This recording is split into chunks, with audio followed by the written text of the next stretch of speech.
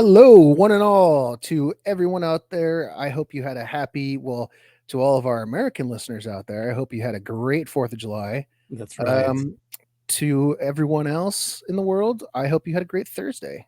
But it is now Sunday as we It is record this. Sunday. So And it as we wasn't just it was also National UFO Day on the 2nd That's last week. correct. So I hope everyone had a very fun and safe America's birthday party. Yes, we had fun. We can see 2 fireworks on our balcony. Nice. So yeah, we came home early and then watched 2 of those. Because you know how in where we are, like all the cities are so close to each other. We It's could have seen more actually that were over the horizon, but yeah, because they're so close to each other, each small city has its own fireworks. right. And you can just, I remember doing that one year for 4th of July, went way up in the hills and watched Oh the fireworks like go down. yeah, It's like this city, this city, this city. And that was pretty cool. I was able to catch some fireworks at I won't say where it is, never mind. I was just barely able to see them from where I live. oh But I did hear a lot of fireworks. oh my god, They were yeah. just How are the nonstop. dogs? It's just bum, bum, bum, bum, bum, bum, bum, bum, bum, bum, bum, It bum, was bum. nuts. Yeah, it went on Our forever. cat, instead of being scared, was like curious and wanted to go outside and check it out. I'm like, what is wrong with you? You are not normal. You should talk to my brother about his new cat. He's traveling with his girlfriend, and he sent us a text that his cat had its first successful hunt because they're out in the jungle someplace. And apparently, it brought back a huge bug. He said it was like half the size of an iPhone, which is not. Oh my god, that's gross. Yeah, that is not my territory at all. Oh no, man. I mean, it's pretty much a rainforest, isn't it? Yeah, as far as I can tell. Yeah, I was like, I want to go visit, and then I heard that story. I was like, I didn't want to. I want to go visit a lot less now. Especially that it's bugs. That's right. You can't stand them. It's kind of like Australia. What about I what went to about Australia. Vietnam? Oh, you What? went there? Yeah. How was it? Well, it's the same story as Vietnam. Yeah. Less so. Okay, so when I went to Australia, I was 17. We did go to the Great Barrier Reef. Not a whole lot of bugs there, and fortunately, didn't see any crabs or lobsters or other bottom feeders. Uh, But the rest of the time was spent in like big cities around other people, where bugs and animals don't tend to hang out. oh, okay. Same with Vietnam. But there were several trips out into the jungles of Vietnam, but I don't remember seeing any bugs. Um, Interesting. Okay. I did drink moonshine on one of our expeditions.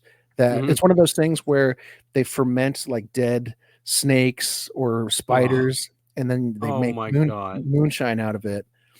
And I drank some of that. That was Did you okay. puke? Oh, okay. Was it strong? Oh yeah, that's the one and only time in my life where I took one shot of something and then immediately I'm like, oh, okay, I'm drunk a little bit now. Like usually it's like you Nuts. take a Yeah. drink or a swig and you go, oh, nah, burns, yeah, yeah. And Right. then a couple It's minutes later, like, starting. Yeah. woo, okay. But that was like immediately, like I felt it go down, and it was just like, whoa, oh god. That's so it's made out of bugs instead of. I mean, you said snakes and I don't know if it was truly. I'm trying to remember. I mean, this is maybe it going had on snake venom. a decade ago. There was definitely snakes and tarantulas in some of the ones they were making, and I think Oh there were wow. bugs in some of the other ones. And I've also No, thank you. what's the it's not tequila. What's the drink where it's got the worm in it? Oh, mezcal. Yeah, is it mezcal? Yeah, I've drank Yeah. the worm before. Yeah. Oh, that's disgusting. I Yeah. did it in Mexico. Of course. Yeah, it was a But great. that's because it has it absorbed all the alcohol in it, right? So it's like really strong. I don't even. I guess I don't know. I think that's more of just like a funny thing to sell to tourists or people who don't know much about alcohol. Yeah. Mexico's full of that too. Yeah. Yeah. So they used to have like even cigarettes, like fake kind of cigarettes, and I fell for it when I was a teenager. I think it was like chicken shit or something. I'm like, oh, What? look, it's chicken shit. Oh god. It was just normal cigarettes. Awesome. Well, today we've got a very special episode. It's episode 79, I believe, correct? Yes, we're 79. 79, and we are going to cover the Belgium. What do you want to say? The UFO. Belgium UFO wave, they call it. Okay. Yeah, so we're And gonna do a deep dive into that, and then time permitting, we'll do some updates on what's going on in the UFO world and other anomalies. you did clue me in before we started recording that a lot of the videos we're sharing today are in French. Yes, unfortunately, I mean, yeah, but they do have Subtitles. closed captions, subtitles, so we will be able to read it for our listeners. And it's Maybe we because I can, wanted to go to as close to the sources as possible instead of secondhand sources. which are right. That's exactly what you want to do as a researcher. Right. So I guess starting out. Wait a minute. Where it's here it You is. want to dust off the old golden pipes, the AKA voice acting skills, and we can turn the audio off and just pretend to be the people. No, I'm kidding. Hey, we can. We You could definitely can. try for a couple. Yeah, we could. All Now right. So this, go ahead. yeah. Go ahead. I was going to say this. So this is a summary report on observations of 30 to 31st March 1990. Summary of the official report by the Belgian Air Force regarding the UFO events of March 1990. Now, I don't know much about Belgium. I think I've eaten a Belgian waffle before, Yeah, I'm sure. but and it is in France.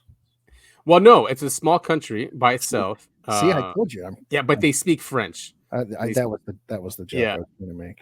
Oh, okay. Just didn't it, and then I said it and I go, no, that just makes me sound really stupid. But yeah, they do speak French. They do speak French. A lot of the international organizations are in Brussels, right? I think I'm not going to say European Union because I know the European Union Bank is in Germany, but is a European Union? Wait a minute, I'm going to look this up now. And don't you have several people in your life? Well, I guess that know French. Yes, yes. Did they get They're their from eyes on this countries. at all? Did they what? Did they get their eyes on this at all? Any of the videos? No. Okay. Belgium, is it EU? I think it's EU. Belgium is a member. Okay, no. Anyway, small country. There are a lot of international organizations in Belgium. In Brussels, Brussels is known like headquarters in Brussels. But the official languages in Belgium are Dutch, French, and German. Look at that. And just to be clear, Belgium is not a city in France. No, it is not. It's its I'm own asking country. you. Right. Its capital, Brussels, is also the de facto capital of the European Union itself. Okay, I was right. Hosting the official seats of the European Commission, the Council of the European Union, and the European Council, as well as one of two seats of the European Parliament. So now I don't like Brussels sprouts. Does that have anything to do with what we're talking about today? it must come from there. If it's called Brussels sprouts. So you're not a big fan of Brussels sprouts? No, I hear they're healthy for you, and that's not part of my diet. Well, yeah, they're not that great tasting. No, they're awful. What All right, so let's get into this. So we can go first with the background. Sure. 1. Starting early December 1989, the BAF, Belgian Air Force, has been contacted on several occasions by eyewitnesses who observe strange phenomena in the Belgian airspace. On some occasions, they describe the phenomenon as a triangle-shaped platform up to 200 feet wide with 3 downward beaming projectors hovering at more or less than 100 meters above the ground and making only a very light humming noise. Scary. We've covered these triangle UFOs a lot on the show. Yeah. They seem to be the most sinister of UFOs. Yeah. Some witnesses saw the object departing at very high speeds after a very fast acceleration. All observations were made in the evening or during the night. Yeah, pretty much the same thing. Let me go this one. The radar stations, which had been alerted by eyewitnesses, could not definitely determine a correlation between the visual observations on their detection on radar. On 2 occasions, the BAF scrambled 2 F-16s during the evening hours. On the first occasion, the F-16 arrived plus minus 1 hour after the visual detection. Nothing was observed. On the second occasion, pilots could identify a laser beam projector on the ground. After investigation, it appeared, however, that the description of the observations totally differed from the previously described phenomenon. Okay. Wow. Number 3. Consequently, the Belgian Air Force, anxious to identify the origin of the phenomena, authorized F-16 scrambles if following conditions were met. A. Visual observations on the ground confirmed by the local police. B. Detection on radar. And these are the events. Do you want to just go one and one? Yeah. Okay, so you want me to start? Sure. Go. No, you go. All right, so on 30th of March, 1990, at 11 p.m., the master controller of the air defense radar station of Glons received a phone call from a person who declared to observe three independent blinking lights in the sky, changing colors with a much higher intensity than the lights of the stars and forming a triangle. Meteo, I guess meteor conditions, Mhm. uh, were clear sky, no clouds, light wind, and a minor temperature inversion at 3,000 feet. The master controller in turn notified the police of WAVRE. Did that say Hmm. what that is short for? Yeah, waiver. I don't know what that is. He noted the master controller in turn notified the police of waiver, which confirmed the sightings at plus minus 11:30 p.m. Meanwhile, the master controller had identified a radar contact at about 8 north. What is it? 8 Is that nm north. What is yeah? nm? Is that nautical meters or something? Nautical miles. Nautical miles, maybe. Yeah. Anyway, he identified a radar contact at about 8 nm north of the ground observation. The contact moved slowly to the west at a speed of 25 kts. Knots. Um, hmm? Knots, right? Is that I knots? believe that's knots. 25 knots and an altitude of 10,000 feet. Not very So fast. it's interesting, though, but it seems to be that the observations on the ground aren't matching what they're seeing Yeah, on the with radar. on the radar, which is very bizarre. Yeah, because like it's farther away than what people are witnessing. But maybe they're not being accurate. The witnesses on the ground. Very could be. I mean, I don't know if you've seen any of those studies about eyewitness testimony, but it's eyewitness testimony is some of the Yeah, least um, uh, reliable. reliable. Yeah, and they talk about Yeah. it in court cases all the time. I mean, I would mess up someone's shirt all the time or eye color, even. Yeah. Oh yeah. We just fill in the gaps if we're not really paying attention. So the ground observers reported three additional light spots, which moved gradually with irregular speeds towards the first set of lights and forming a second triangle. Wow. At 11:30 p.m., a second radar station situated at plus minus 100. I'm going to say nautical miles from the first Yeah. confirmed an identical contact at the same place of the radar contact of Glons. All right. So then after midnight, two F-16s were scrambled from Bufchain Air Base and okay, so Waver might be a city. Anyway, Air Base and guided towards the radar contacts. A total of 9 interception attempts have been made. At 6 occasions, the pilots could establish a lock-on with their Oh air wow. interception radar. Lock-on distances varied between 5 and 8 nautical miles. On all occasions, targets varied speed and altitude very quickly, and break locks occurred after 10 to 60 seconds. So they would have a lock and then they would break. Mm-hmm. Speeds varied between 150 and 1,010 knots. At 3 occasions, both F-16 registered simultaneous lock-ons with the same parameters. The two F-16 were flying plus minus 2 nautical miles apart. No visual contact could be established by either of the F-16 pilots. Yeah, I mean it's like you said, just after midnight, so clearly it's dark. But Right, yeah. their computers on their planes are getting contacts, but they're not seeing them with their naked eye, which is to be Right, expected. right. Were we on number 9? I thought we were on the one Yeah. before. Okay. You're right. The F-16 flew 3 times through the observation field of the ground observers. At the third passage, the ground observers notified a change in the behavior of the light spots. The most luminous started to blink very intensively, while the other disappeared. Uh, Weird. yeah. Consequently, the most luminous spot started to dim gradually. So I'm trying to picture this in my head. So these people on the ground are looking up in the sky, and they see these 3 bright lights in the shape of a triangle. They Right. call this Air Force Base. Air Force Base scrambles the F-16s. Oh, also, so they call it in the Air Force Base. Air Force Base says, we have something on radar, but it's not what you're saying it is. Right. Scrambles F-16s up there. The F-16s are seen flying from the ground observers Right. in the area where the lights are, but obviously the pilots are not seeing the same thing that the people on the ground are. That So very weird. so weird. Yeah. So meanwhile, the head of the police of Waver, or Wavra, had alerted 4 other police stations in the area, all 4 separated by plus minus 10 nautical miles from each other, confirmed the visual observations. So the police are seeing it on the ground as well. Waver could also be pronounced Warv, like Brett Favre. Maybe, yeah. Anyway, the aircraft landed at 1:10 in the morning. The last visual observation was recorded at around 1:30 in the morning. And these are the conclusions. The Belgian Air Force was unable to identify neither the nature nor the origin of the phenomena. However, it had sufficient elements to exclude following assumptions. Balloons. Impossible due to the highly variable speeds, confirmed visually and by radar. Good. ULM, same as for balloons. What's ULM? I have no Unmanned, luminous. I have no idea. maybe RPB, like lights from the ground. ULM maybe. under Shall I look it light. up? Who knows? And then I don't know what RPV is. Would that be remote pilot vehicle? Oh, there you go. Couldn't have been them because they had hovering characteristics. The phenomena did. Yeah. D, aircraft, including stealth. Same as for RPV, no noise.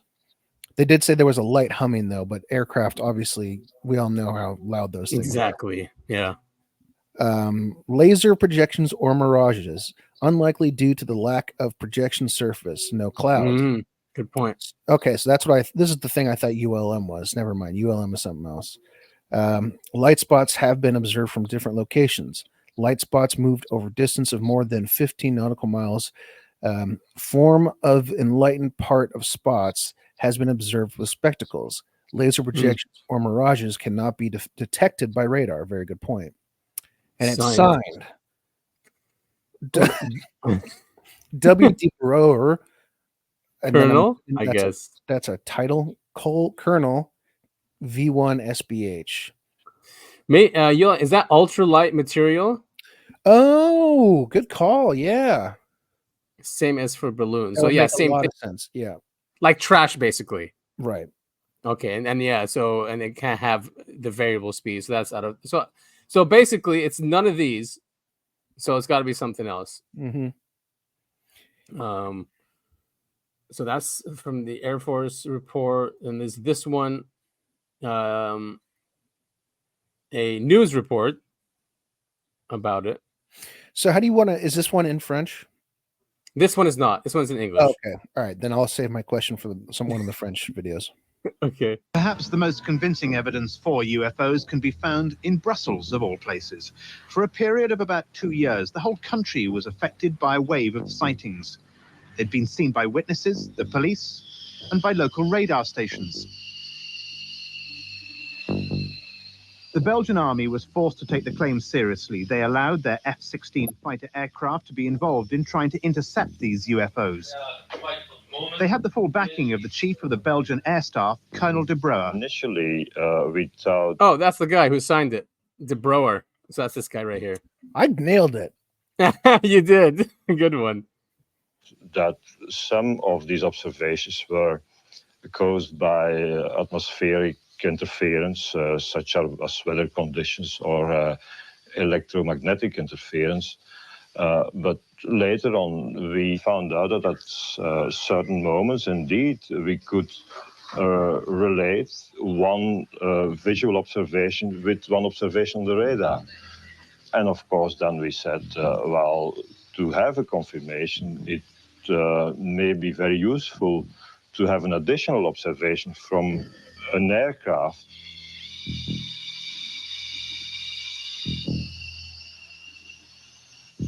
The aircraft were deployed as part of a routine training program. Most times nothing was seen, except on one particular night. The night of 30 and 31st March, we had an observation on the radar, and in addition, a visual observation on the ground confirmed by the police.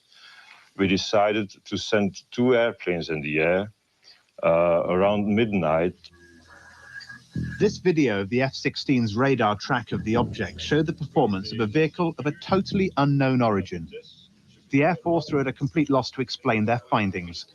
A press conference was called. What these pilots detected was well outside the normal flying envelope of an airplane. Sometimes they had what we call lock-ons, which gave a parameters varying from speeds between 150 knots till 990 knots, an acceleration which occurred in a few seconds. The Americans denied it was a secret spy plane, so could it have been the first official contact with an alien craft? These speeds would be impossible to tolerate for a human being. That's a first point. A second point is the visual observations always describe a system, a machine, which hangs and hovers above the surface at quite a low altitude without making any noise. Now, with the current technology, that will be impossible. So far, the Belgian authorities have refused to announce any official conclusion to subsequent investigations. Could it be the Aurora? Is it likely a UFO could have come from a faraway galaxy? After all, it took us 3 days just to get to the moon. Yeah.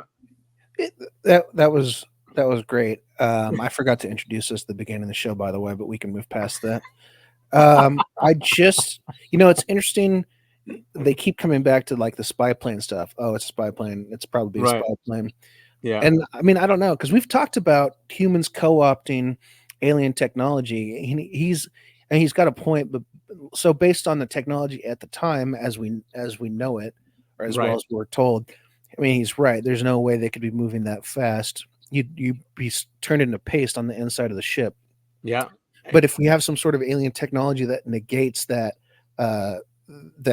inertia, Yeah. on the- Inertia on or the- even gravity. yeah, on the inside of the ship, then it's possible. Then maybe it is some sort of weird American spy plane that's been built using alien technology. But I mean, that's a lot of leaps, Yeah. to go through to make this some sort of American spy plane, especially if And they're why talking about Belgium? Aurora. And why over 2 years? Yeah, that's a very good question. And I looked up like when was the EU formed, and it was formed in 1993. So just a few years after that. Hmm. So I wonder if if it was something like that where I don't know, where they're trying to convince them that you do need an EU, makes you stronger or more powerful. I don't know. It's hard to say. But again, though, that's such a like if you're trying to convince other countries that they need to band together, I don't think having random UFO show up in your backyard is the way to go about it. Yeah, and again, why Belgium, right? These flaps that happen, these waves that happen, there's got to be a reason. Maybe they were moving some arms over there, some nukes or something. Something they were interested in something. Yeah, I yeah. wonder if we can hear U.S. moves nukes to Belgium. Let's see if there's anything about that. Could have been preparing for fighting the Soviets. Yeah, or it could have been the Soviets. U.S. speeds up plans to store upgrades nukes in Europe. So, all right, so we are storing nukes there. Well, it just says Europe. Does it say Belgium in particular? Let's see, Belgium 1990. Or wait, it was 89. Nuclear sharing. U.S. nuclear weapons in Europe. Yeah, nothing about Belgium. Let's put Belgium between quotation marks. Because, I mean, why else would they be over that? Yeah, I don't know. That's why I don't think this is some sort of American, unless it's, Right. hey, let's test this aircraft and we know we can fly over Belgium and France and all these people who are not actively hostile to us, and just see what the response is if we put our new tech up in their skies. Belgium and other members of the military alliance store U.S. nuclear weapons. All right, but maybe there's some angle here, especially during those times. What's this? This is 2019. Blah blah blah. I don't see anything but in the 1980s. In the late 1980s, the Belgian minister acknowledged the presence of U.S. nuclear weapons in Klein Brogel, which lies some 90 kilometers northwest of Brussels, near the Dutch border. So I was in the late 1980s, so around the time this came up. Okay, so maybe it does have something to do with nuclear power. Yeah, I'm just trying to think, like, why Belgium, and why for 2 years? Yeah. Well, this is for the F-16 pilots. I think this one's in French. Okay, so my question was, how do you want to approach this? I guess we can turn down the volume and then read it, right? As Yeah, let's see if that's doable. Okay. So yeah, like you said, this is one of the F-16 pilots who witnessed. They were talking about the they're credible witnesses talking about the UFO wave in Belgium. Exactly, and these are the guys who went up on the plane, so we want to hear what they saw. Right. In 89, 90, Oh, we had English. a lot of observation from the ground. A lot of people saying we had a lot of observation. All right, there. In 89, 90, we had a lot of observation from the ground. A lot of people saying strange things in the air. And the Belgian Air Force already scrambled 2 times F-16 to observe what the people saw from the ground. Wilfred de Brouwer, a colonel at the time, was officer in charge of operations. Some people saw very strange objects in the air. Oh, never mind. So this one's in English. But there are other ones coming in French. With a very peculiar behavior. They called the police. The police confirmed the observation. They called the radar station of Glon, and Glon confirmed that they saw a blip in the area. And that was also confirmed by another radar station, which is about 100 miles away. Based on that, they asked to send these 2 aircraft in the air.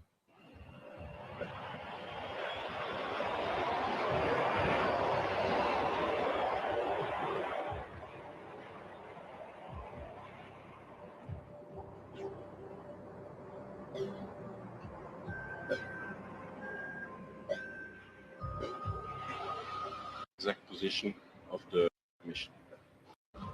So that night we had a scramble with 2 F-16. I was one of the 2 pilots, so I was leading the pair for that mission. We had a lot of information coming from the ground, and those people could basically inform us about the exact position of the UFO. Ground radar observed a blip which was moving very fast from an area south of Brussels towards the east.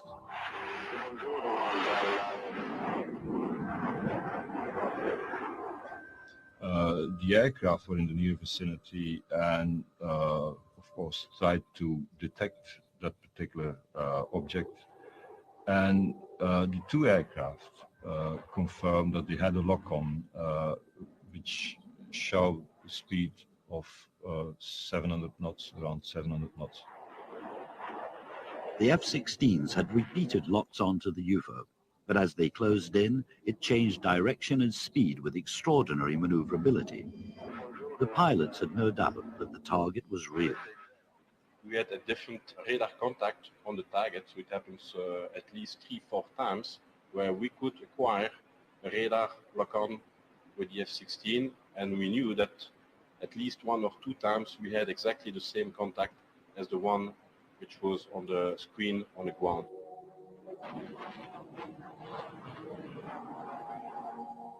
It was accelerating very fast, so it was going from 50 knots to more than 1,000 knots. It was really climbing and descending very fast, and it was changing, heading abruptly. And most of the time, it was even flying supersonic. The Air Force never did make direct visual contact with the UFO. Exactly what the target was remained a mystery. I don't think it could have been experimental aircraft. First of all, we always look to the United States. They could have been doing experiments here. I don't see why they should be doing it in Belgium in the first place. Secondly, they confirmed officially that it was not them. We had an official declaration of the ambassador here. And thirdly, the performance of this system was such that it could not be related even to an experimental technology. It was not a prototype, and I don't really believe it was a meteorological phenomena at that moment. There's not much left, and one could refer to an extraterrestrial observation or vehicle, if you want. And I think that's an option which, or an assumption which should not be excluded. I'm not saying that it was an extraterrestrial, but it is an assumption that should not be excluded. One of the many witnesses at the time was Colonel André Armand, a civil engineering officer in the Belgian army. In December 1989, he was driving along this road at night when he saw 3 rectangular panels of light moving slowly across the sky. I saw the yellow panels beyond the trees there, flying till the trees there. And the yellow panels change into a white light. And this white light was coming down to me. At this moment, my wife told to me, André, come, we must go now. Because when you see such big light coming to you, that's very strange to see that. And my wife said to me, André, we are going away now. This light. We are going away now. Still, I mean, such a yeah. creepy story. Yeah, it looks like they're scanning for something, right? They have their Yeah. lights on and they're, so something's up.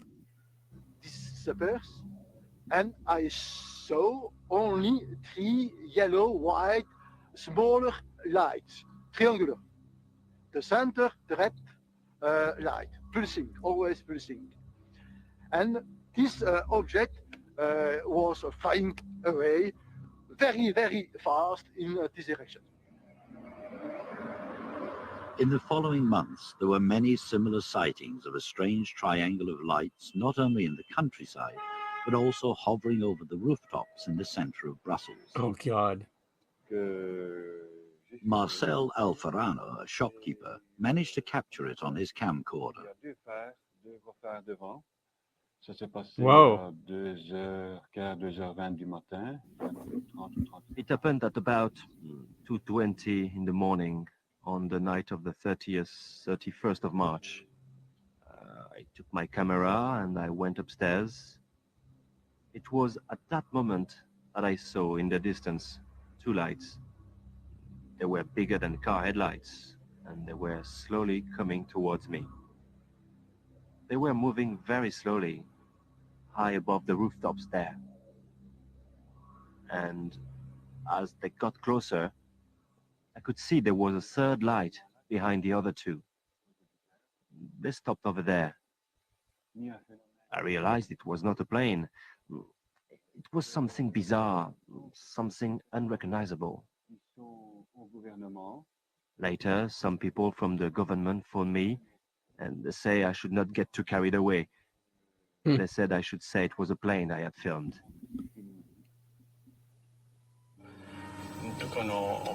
We saw a big object in the sky which we couldn't identify. It had very powerful. So see, even with this guy, they told him like it was a plane that you saw. So that just adds to it right there. Mm-hmm. You didn't see anything else. That was a plane. Don't ever talk to the government. Anyone who sees UFOs or aliens, don't ever talk to the government. They're not there to help you. And this was before I think the triangles were a thing, right? Right. Yeah. But the timing is kind of crazy because they were talking about the Aurora back then and other classified stealth programs that the U.S. had going on. But yeah, like the other guy, the colonel said, why would they be testing it over Belgium? Yeah, it doesn't make a whole lot of sense. No, it doesn't. And I'm wondering if they were remote vehicles. And here's this guy is another, I guess, colonel or police officer. Let's see what he says. Lights which directed at the ground. In 1989 and 1990, there were numerous sightings of a UFO in Belgium by more than 2,000 civilians and numerous police patrols. It was a triangular object with 3 lights at the top and 1 in the center. It was flying silently at very low altitude, just above the ground. This photograph of the object, complete with thermographic analysis, is a filmed sequence.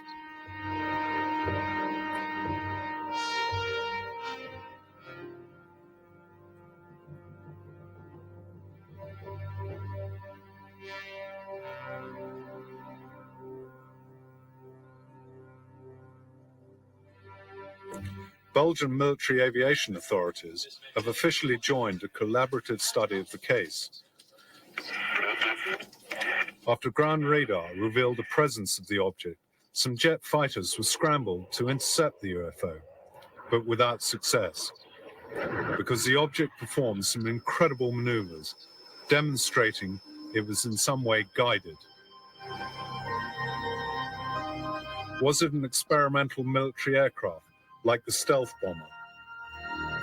The US government has denied this possibility. The stealth bomber is also noisy, and the question is, why would a foreign experimental plane fly at low altitude over a densely populated area? Belgian Air Force General Charles de Bruer held a press conference on the 18th of December, we saw this part. 1989. We saw that part. Mm-hmm. Yeah, it's the same. That's the same one. So it's still weird. I mean, they still couldn't see with their eyes when they got up there, which I don't understand. Yeah. Like, how can people on the ground see it and radars see it? But then when you get up there, okay, but their radars were still locking on, but then their eyes can't see it. Well, and the radars are showing contacts in different places. Right, and then and what about the airplane like the F-16 radars, because they were locking on to something. Mm-hmm.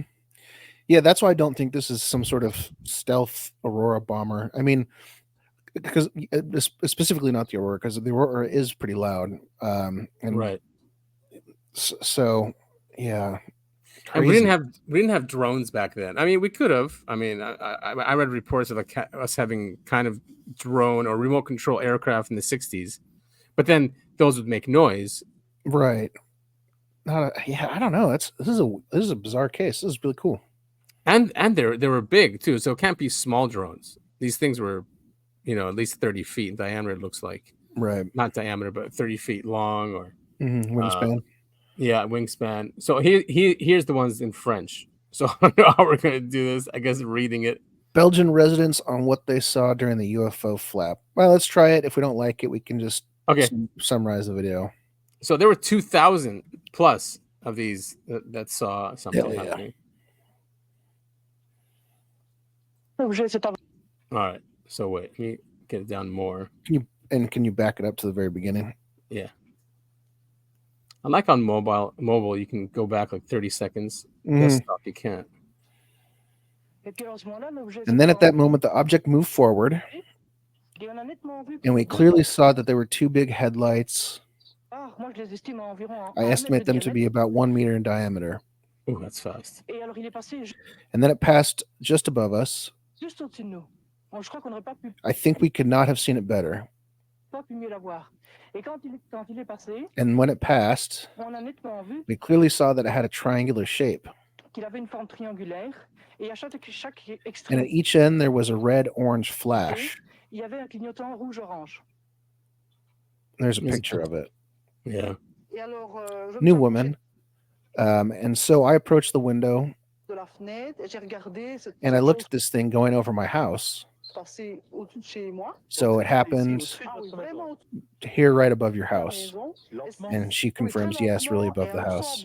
Slowly, yes, very slowly, and then without noise. There was no noise at all. And it looked pretty big. I had the impression that it was covering the two twin houses. Whoa, that's big. So it's a big UFO. Another picture. Wow. Triangular. New person. Yes, the thing opened up this way, if you will. So there were the wings, which we saw gray metallized and slightly bent, and then lots of little dots that came out. Woof. And at that moment, I said, Valérie, try a little to follow. Shoot, I missed that last. The trajectory. The trajectory, and I identify this thing that we see. Because I focus on the bulk, I would really like to see what happens with this opening. Nice little photograph there, diagrams where the UFOs were going. New speaker. Did you talk about it quickly enough to your friends? Or did it bother you to talk about it? It bothers me because it took time. It took me a good week to decide, It was a nurse who was treating my grandmother.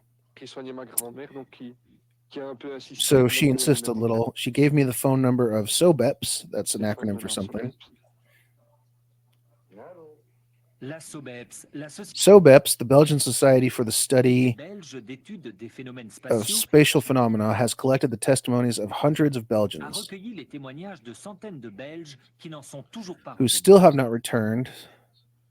The investigation network was, let's say, a little dull because there were very few phenomena to collect.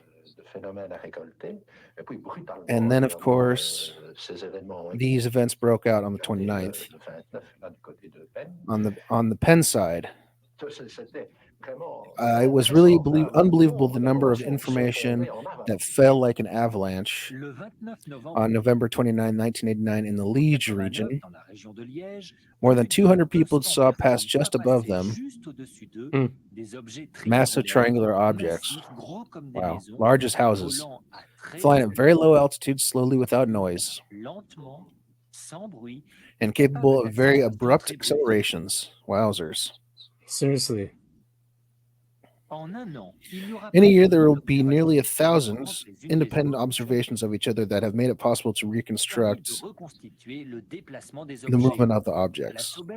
At the SOBEPS, the investigation reports accumulate, as well as the drawings of all styles, representative of a very, very varied audience. But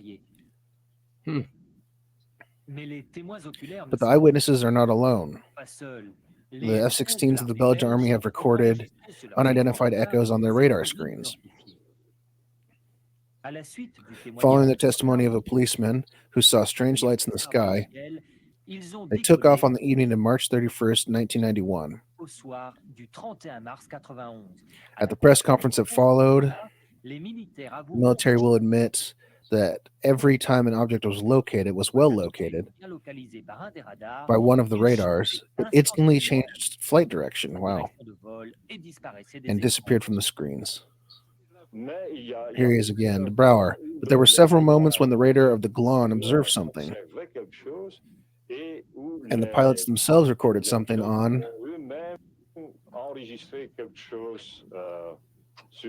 their radars.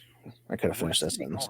Here's the radar screen of an F-16 that we kept the recording. The horizontal line in the center is the horizon. This isn't really a radar. The central W is the F-16. This isn't really a radar screen, by the way. Oh, it isn't? No, this is the like F-16 one. Yeah, it's like where the pilot sits. This is their heads-up display. The HUD. There we go. Yeah, heads-up display. Yeah. So that W in the middle represents the wings of the craft. That flat line is the horizon. So he's pointing directly at the horizon right now. That white dot is an unidentified object, and I believe that square above that is the radar or the targeting system trying to target that white dot. This is from playing video games. So this would be the lock on. So if you get that on there, it locks onto it. Yes. Okay. Well, in this screen, it should do it automatically because you're trying to get your nose, the W, basically on the target, and that square auto connects to it. Okay. That is to say, at 2,300 meters of altitude and its speed, 1,400 kilometers per hour. Yeah, that's what those numbers represent. Okay. In 4 seconds, the object has lost 1,000 meters of altitude. We see this very common in UFO sightings. Yeah. Its speed has exceeded 2,000 kilometers per hour. This brilliant acceleration exceeds all known aircraft performance. Now he's turning. Boop. Woo. Blinks. It's blinking. Came back. We came to this is De Brouwer again, came to the conclusion that the behavior was not quite conventional. No kidding. Not quite conventional. This is also the case for UFO photos, like the one taken by a witness the day after. That famous evening. It is a professional photographer who went to the places. Luckily, a UFO is just walking silently and slowly at 300 meters of altitude. Obviously, there's some translation stuff. Our photographer who drew the scene afterwards takes a picture. But when we discover the picture, there will only be a tiny light surrounded by a pencil stroke, so it is cheating. Did some witnesses go too far? Oh, saying that they faked it. Or they just, Of course. they get really excited about something and it turns into a cultural phenomenon. Right. I'm not sure I buy that so much. However, few jokers can make small models fly as big as houses. This looks like some sort of RC flight club. Using an example of what this possibly could have been. They're showing videos of like a witch flying. It's obviously just like a paper thin drone thing. RC. More serious hypothesis of planes like the B-2 or the F-117, these stealth planes for whom to cheat the radars is a child's play. Yeah. Yeah, okay, end of sentence, I guess. We're looking at what's the B-2? Or is that F-117? Yeah. Yeah, and they're just saying that the F-117 resembles a triangle, especially when seen from below, but it's kind of a triangle, it's like a triangle if you took a couple bites out of one of the sides. Yeah, and it doesn't have those lights. All right, so that's basically showing the F-117. And on the bottom, it doesn't have 3 lights. No, it doesn't. And it's not as, maybe it is as big as 2 houses. I don't think so, just judging on, it's obvious, it's clearly a big plane. Oh yeah, here we go. That's definitely what it is. Right. Good job. Thanks. You get to do the next one. Yeah. Oh god, I get to do the physics ones. Oh, I can man. do it if you want. Okay, yeah. So these do we have to do all 8 minutes? Because that was. No, I think that we can just do this. How long does this guy go for? Oh, he goes for a while. All right. Well, let's give it a shot. Let's give it a shot. If I mess up, just hit play. I want to see if I can do it without you pausing it. Oh, okay. I think that is above. It is above all because the phenomenon, first of all, has not been studied. And this is Professor Auguste Messa, 1972, in the same way that one can study something else. All right, I already screwed it up. I got caught up on his name. If you go back to the screen where his name was, he starts talking again. Here we go. In the same way that one can study a scientific phenomena in the laboratory. He's just saying they can't be studied in such a way that one can have graphs, repeatable experimental measurements. It is a phenomenon that never repeats itself. That must be taken as it presents itself. The starting point of a scientific study is to collect the data and to see if there are correlations between them. How is it, new speaker, how is it that in today's society, in relation to this problem, we want to do this? Cover your eyes. Cover your eyes. That I do not understand. That the military have their interest in it, that's clear. And that now maybe they're going to muddle things up because it's getting a little hot for them. It must be interpreted. It's not difficult. But if these are really intelligent civilizations who have had the possibility for a long time to visit the Earth, they are not in a hurry at all. They are not in a hurry at all to shake the hands of the current president of the United States of America.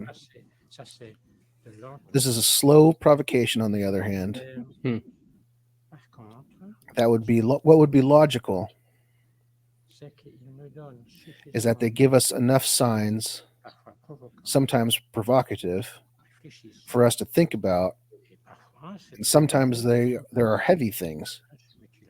These mutilations of animals, some say it's not benign. There are other things. I heard from a representative of Brazil last week. Virginia. I don't have all the details, but the bodies were examined in a hospital.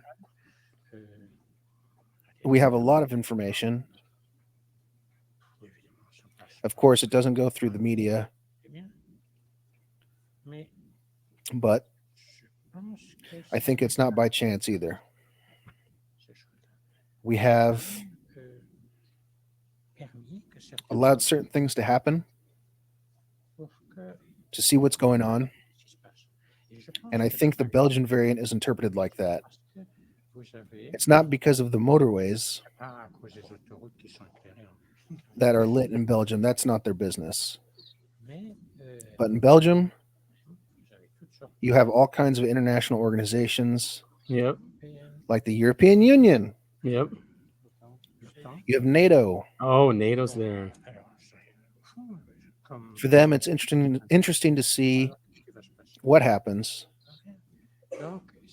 In the Belgium wave, something very quickly at the beginning, when the media were not yet involved,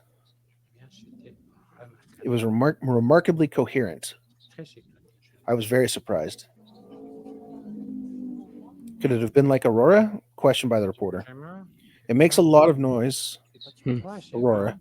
This is a question that I discussed with the one De Brouwer, who is now general, who is in charge of the Belgian Air Force. I said, but how can we know if it's not secret American stuff that's flying around here? So he told me quietly, first of all, it would become a diplomatic incident because they have to ask for permission. Yep. And for a good reason.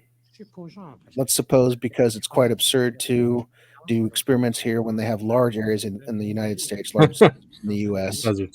In a country so populated as the Belgium, they have to take into account, because they are not angels, they have to take into account possible accidents. So they had to warn the Belgian Air Force,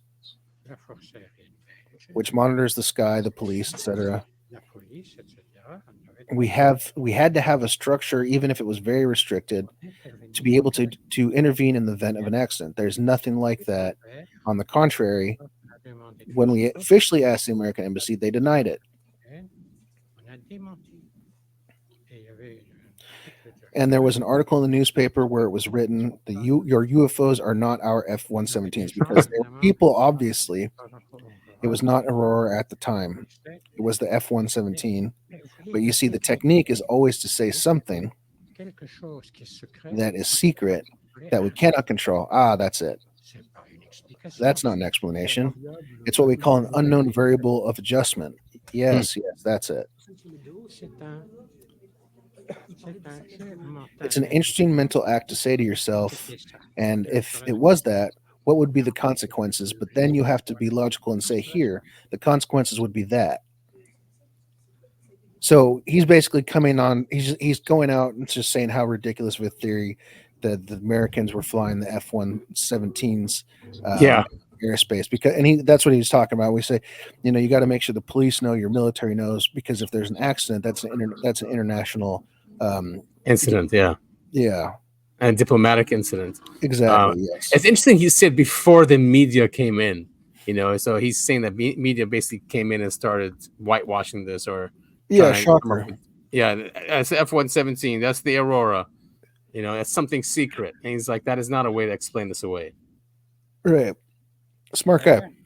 The first point is that they certainly could not do this in secret. This is a question of fundamental logic, plus the fact of going to experiment in Belgium. In addition, they were already engaged, or were beginning to be engaged in the Gulf War.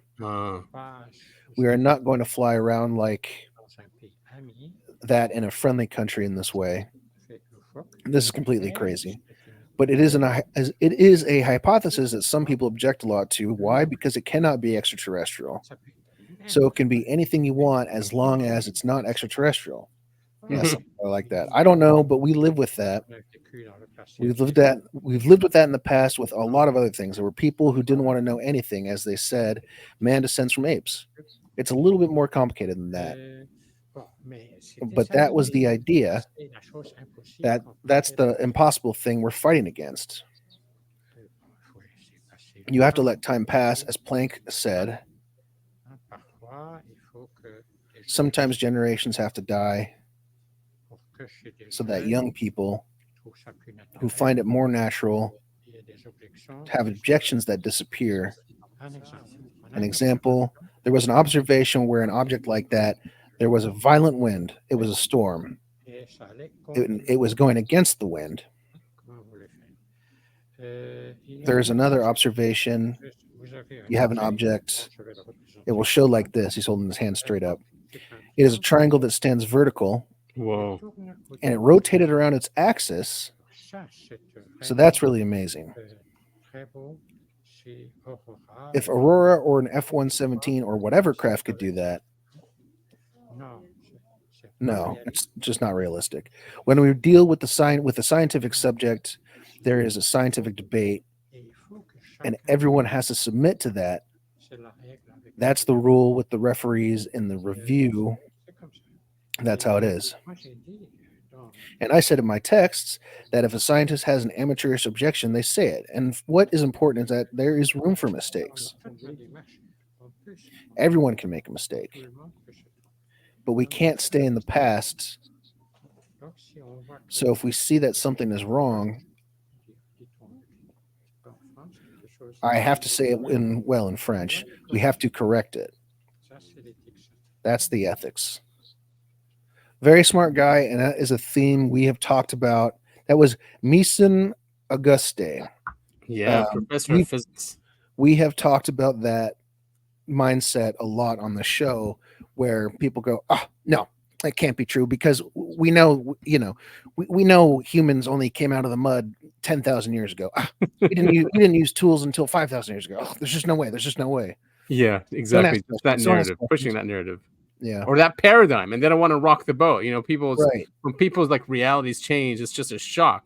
Mm-hmm. And that's what they like. They want to keep people in. Like you said, anything but the whole extraterrestrial thing. I mean, now it's anything but extraterrestrials. They're talking about cryptoterrestrials, and right, and which is probably true too. Living underground in the oceans, in our.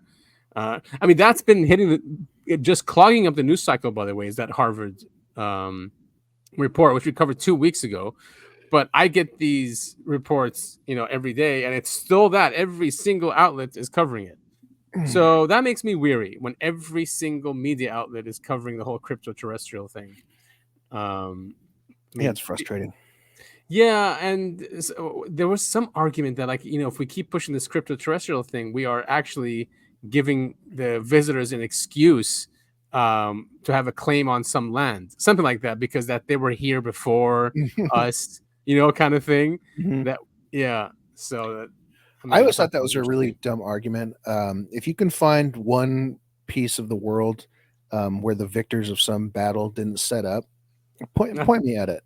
They always go, "Oh, they're colonizers. They took over." Like, where do you think the people came from before this? Exactly. I don't think there's a single race of people that came to an uncharted territory, took it over, and never have once had to fight someone for defend it. If it's defended, it's part of being human and property anyway. Like, your property will be taken over if you don't defend it, right? Kind of thing. I mean, and unfortunately, that's just the way the world works sometimes. Like, hey, if you lose this piece of land, you can fight to get it back, but it's not yours anymore. I'm sorry. Yeah, you lost it in war. Lost it. Yeah. It sucks, but that's just how humans work. Like I said, there isn't a single piece of world here that hasn't been conquered by another group of people. That's just human. That's one argument I don't like from the Israelis. Like, they just say God gave us this land. Just say you won it in a war. Yeah, you took it over. You won it. It's just what happens in war. People lose land, and throughout history it's been like that. But for some reason, they just won't take that stance. They have to make it like this whole. You don't get to just go, "Oh, we finally got it. Okay, everyone stop fighting us for it because we got it now. It's ours." Yeah, you got right, it. and that's right. Exactly. No, you can't take your ball and go home. So, what do you think about this? I mean, I think there was something that came out. I don't know why it wasn't on here, but one of those pictures, the one that showed like the craft, and it's like it's a little bit fuzzy. Apparently, the photographer came out and said he faked it. That was fake. Yeah. Shame on that guy. Yeah, or he was paid to say that it was faked. Or that, yeah, exactly. We just saw that other guy who took the video of it. When he called them, they told him you saw an airplane. Yeah, and I mean, at some point, imagine you're a Joe Schmo and you've got proof. You have definite proof of UFOs and extraterrestrials, and you're making $50,000 a year, maybe you've got a couple kids and a wife, and then knock knock knock, here comes the government. They put a gun up to someone in your family's head and they say, you didn't find anything to make UFOs real. You just saw a plane and made up a story. You go, yeah, of course, that's what happened. Yeah, you're not gonna risk your life just for that. Who cares? Exactly. Not worth it. But I mean, very interesting. I think there's something very serious about it, especially if it's not the U.S., could have been Russia doing it, but why for 2 years? It's too risky. They could have risked nuclear war. I think this Auguste guy, I think he had a really good point to that. He's saying that these UFOs or extraterrestrials, whatever you want to call them at this point, they're not like itching, champing at the bit to come shake hands with the president. They're playing the long game, and so they just, and I've heard this theory before, and I love it. They just plant little seeds here and there amongst the general populace. Hey, there's life out there. Hey, your history is just a little bit different than you think it is. Hey, you know what? The universe a little stranger than you once believed. You plant enough of those seeds, and eventually you have a forest full of people. And that's kind of what he's saying too, where as the older generations who are so stuck in their ways go away, you've got all these young people who are full of new, once controversial ideas, who can take the helm and say, okay, we're ready now. We're ready to meet you and hear what you have to say, because we won't just shoot you dead. We won't fight you. We won't get mad or sad because you're telling us something that we didn't know about ourselves. Yeah, and that's a good point. We're still dealing with that. Our leaders, most of Congress, the presidents, all of them, they're like in their 80s, so like they're not handing over the power to the younger generations, which have grown up in different circumstances with different technology, with different data and information and movies and those influences, where they're more open to these ideas, where it's not just insane to say stuff. So that's why you see people like Luna in Congress. She's really young, and she talks about even interdimensional, and she goes far down that route. While the older guys just won't, and a good example is I don't know how old Mike Rounds is, but Mike Rounds was one of the ones that stopped the UAP Disclosure Act. So great guy. Yeah, great guy. So, and here in this clip, this was taken in June. They asked him about the NDAA and the UAP, and he's basically saying, according to D. Dean Johnson, he goes, "There's no conspiracy here to hide anything. We just want to get the facts out. There are some things that we just simply have not explained, and it might be simply because not every department in our government knows what other departments are doing." And the reason same excuses. When it comes to Congress, the right hand always knows what the left hand's doing. Exactly. So this is him in that short clip. Yeah, and the reason that we put it in the first place was to say we're looking at everything. When the House took it out, that was one of the concerns that we had, was people would say you're hiding something, and we didn't want to do that, but we thought we're including everything. There's no conspiracy here to hide anything. We just want to get the facts out, but we want to do it in such a fashion that we don't disclose some of our higher end and very sophisticated platforms that we just simply don't talk about. So do you anticipate any more, disclosure type legislation in that vein coming up soon? It most certainly will consider it. We've got another NDAA coming up. This is something that passes every single year. It's not out of the question.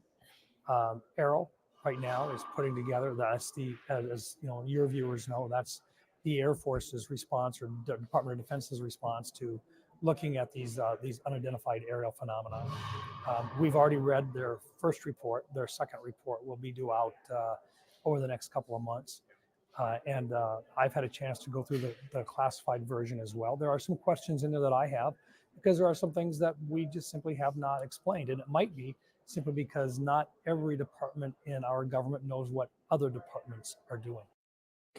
So the DOD doesn't know, and that's what sucks. So that makes no sense, because the DOD is supposed to be in charge of all those programs. They're supposed to have all of the clearances to make all the investigations. So that doesn't make sense for them to say that.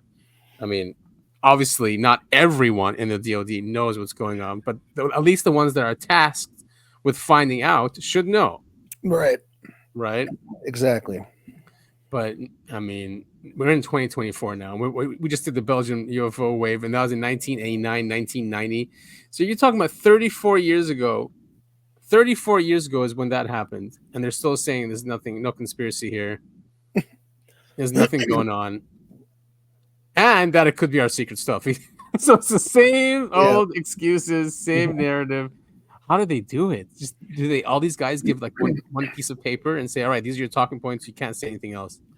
Yeah, I think it's along those lines, or it's more sinister where, hey, this vote's coming up. How are you going to vote? And they go, well, I'm thinking about supporting it. And they go, all those times you spent hanging out with Epstein, you wouldn't want those to be released, would you?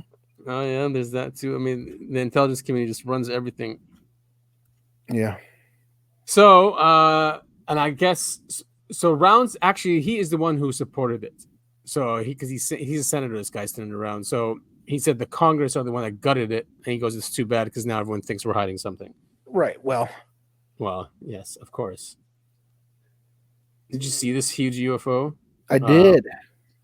Rare footage of the truth. Giant UFO caught on camera by the International Space Station. The diameter of the eye of a developing hurricane is 20 kilometers. So the size of the giant UFO is 2 kilometers by comparative calculation. How can something that big be in our skies? The universe is a strange place, man. I mean, there it is. Yeah. Clearly a bird. Really huge bird. I want to send you. I don't think I sent it to you for some reason. Did you see the other ISS video that came out this week? I think maybe you sent it to me. Maybe I did send it to you. But you can hear the astronaut. It's a Russian astronaut, and I think a German one, a male and a female. And something zips by the ISS, and she freaks out.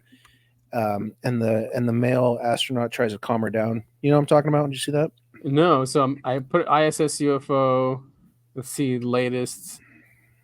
Is this one? ISS station captured a cylindrical UFO and it disappeared into space. That one? No, I don't think so. Let me see if I can. Here we go. Massive UFO. NASA can't explain. Astronaut panics on comm feed after a UFO UAP passes near ISS. Oh, you got it. I'm going to send you the link right now. So it's a Reddit thing, but you can also do the daily. All right, I just sent it over. Nice. So this happened this year, or like? Let me find out. I don't know when this happened, but I saw this posted a week ago. Was heard saying "Oh God" in a panic on a live NASA feed as a UFO flew past the International Space Station while the Soyuz spacecraft she was in docked there. The UFO can be seen zipping by in the background. Then moments later you hear Samantha. Oh my God.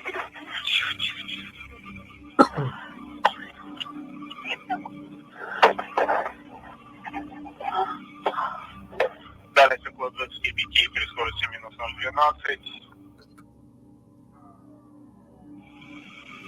Oh my God.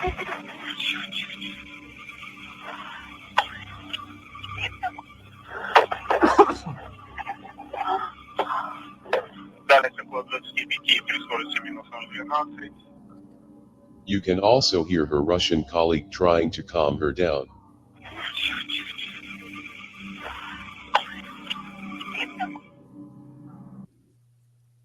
I believe this happened a while ago, but I just saw this story pop up 6 days ago.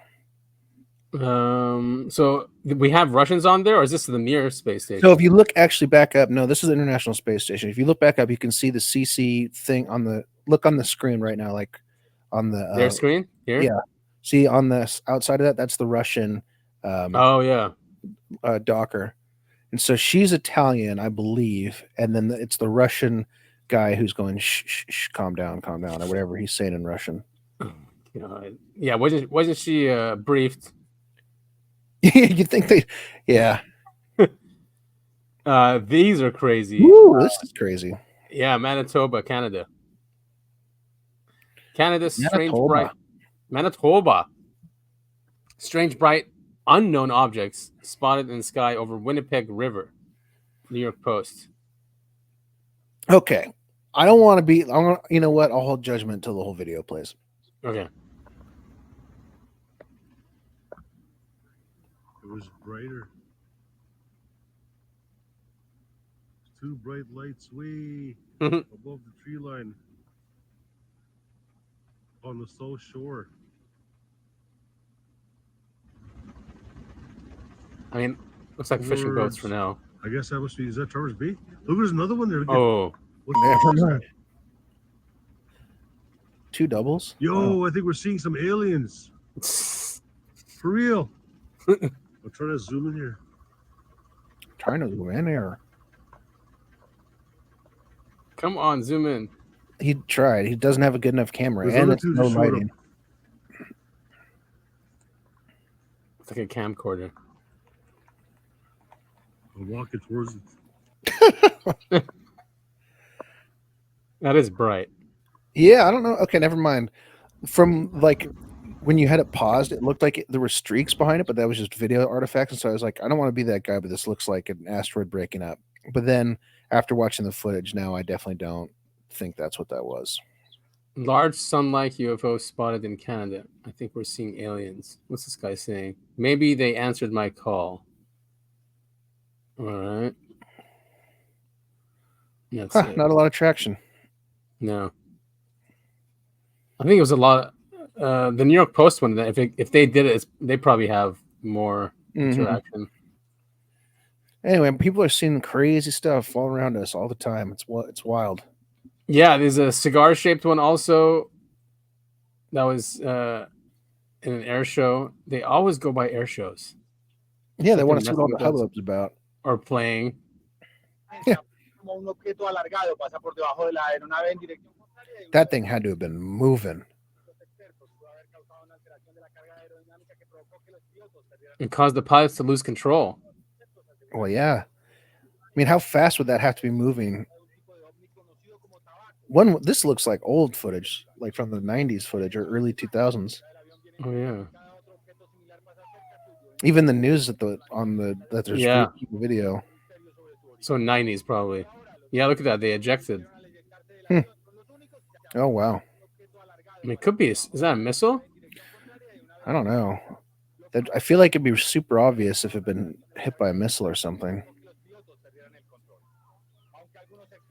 But I mean, those planes are going fast, and the fact that they've got 3 separate frames of that cylinder flying by that plane means that thing was hauling.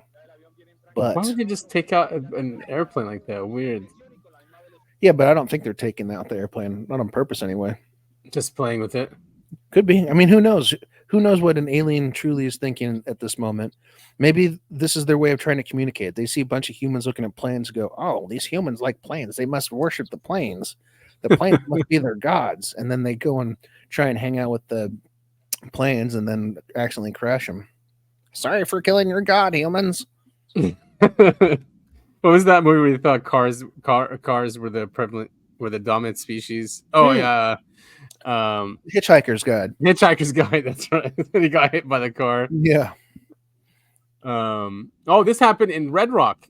Red Rocks. It looks like a spaceship. UFO claims from staff at famed Colorado concert venue hovered in place for 30 seconds. The latest reported UFO sighting came out of Red Rocks Amphitheater in Colorado and was witnessed by at least 12 people. All right, K that's a good amount. or News with a K has learned that the disc-shaped dark metallic object lingered for about 30 seconds a mile from the observers at an hour past midnight before it disappeared. I've always wanted to go to Red Rocks. I think it looks cool, but I'm not a big concert guy, so mixed bag there. Oh, you're not? You don't? No. I guess. And Red Rocks usually, I think it's rock, right? Usually. Yeah. Or it could just be like, yeah, I think it is mostly like rock. According to the National UFO Reporting Center, the anomaly measured 100 feet long, hovered above the trees at the open air arena, and was seen to have lights. When it left the area, it was noted moving eastwards at a speed between 5 and 10 miles per hour. I don't know Not how you too would fast. judge that. Yeah. We saw a large disc-shaped craft with Not crapped. We saw a large disc-shaped craft with 3 levels of windows. It hovered silently and then disappeared into thin air, a witness noted. Another witness says, I was working at Red Rocks Amphitheater last night when one of our coworkers suddenly said to us, hey, what is that over there? It looks like a spaceship. Is that an actual photo? No, I don't think No. so. We all turned to look in the direction he was pointing, and sure enough, there was a UFO hovering about a half a mile to a mile north of Red Rocks. A dozen of us saw it. We all kept asking each other, are you seeing this too? It was a resounding yes from everyone in the group. Huh. Very cool. It's pretty rare to have, well, it's not that rare, I guess, to have multiple witnesses see the same craft and see the same shape craft. Yeah, I would say it's just it doesn't happen too often. Usually it's Yeah. just one person or two together, but not this many. I remember there was, I can't remember what the UFO sighting was. I can't even, I watched this documentary years ago, so it just popped into my head. Yeah. But the guy who was leading the documentary was trying to explain how a UFO, it wasn't necessarily a change in shape, but because the story was 2 guys on the same ship, like a boat, Yeah. saw a UFO fly past the boat, and they both were adamant about that. But when it came to describing the UFO, it was similar but slightly different. And the guy in the documentary was trying to prove like just the angle of sight would change how you saw the UFO, especially with how weirdly shaped they are. Yeah, and especially, and they do morph, and if there's a field around it, it could distort how you see it. Mm-hmm. So this guy goes on. He goes, the observer, clear on what they saw, said this was not a plane. It wasn't a satellite, drone, or anything like that. There was no mistaking what this was. We all saw a giant disc-shaped craft hovering a few hundred feet above the ground with 3 rows of windows and lights. So people are in there. If it's remote, it's not going to be any rows of windows. It just is odd to me that they would need windows because they're, I don't know, they're aliens. I mean, hypothetically, you'd think they'd have a way to observe what was going on outside of their crafts. So I don't know. But of course, Betty and Barney Hill saw windows too, so I could be way off there. And so did the guys at Skinwalker Ranch, the family at Skinwalker Ranch, I should say. Oh, okay. Then we all saw it fade into nothing as soon as it knew it was being watched, as usual. Very common. There were a dozen other people who saw it with me. All right, this goes into the National UFO Reporting Center. Now, there is supposedly a video of what they saw. So this is from Think Tank on X. He said something went down near the theater in Colorado. That is an F-22 with afterburners. Oh, he's joking. Mass sighting was around 1 a.m. Look at the timestamps. All right, so here's the video.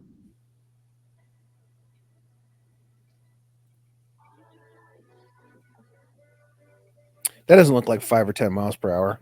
No, that's a hell hell of a though. Curveball.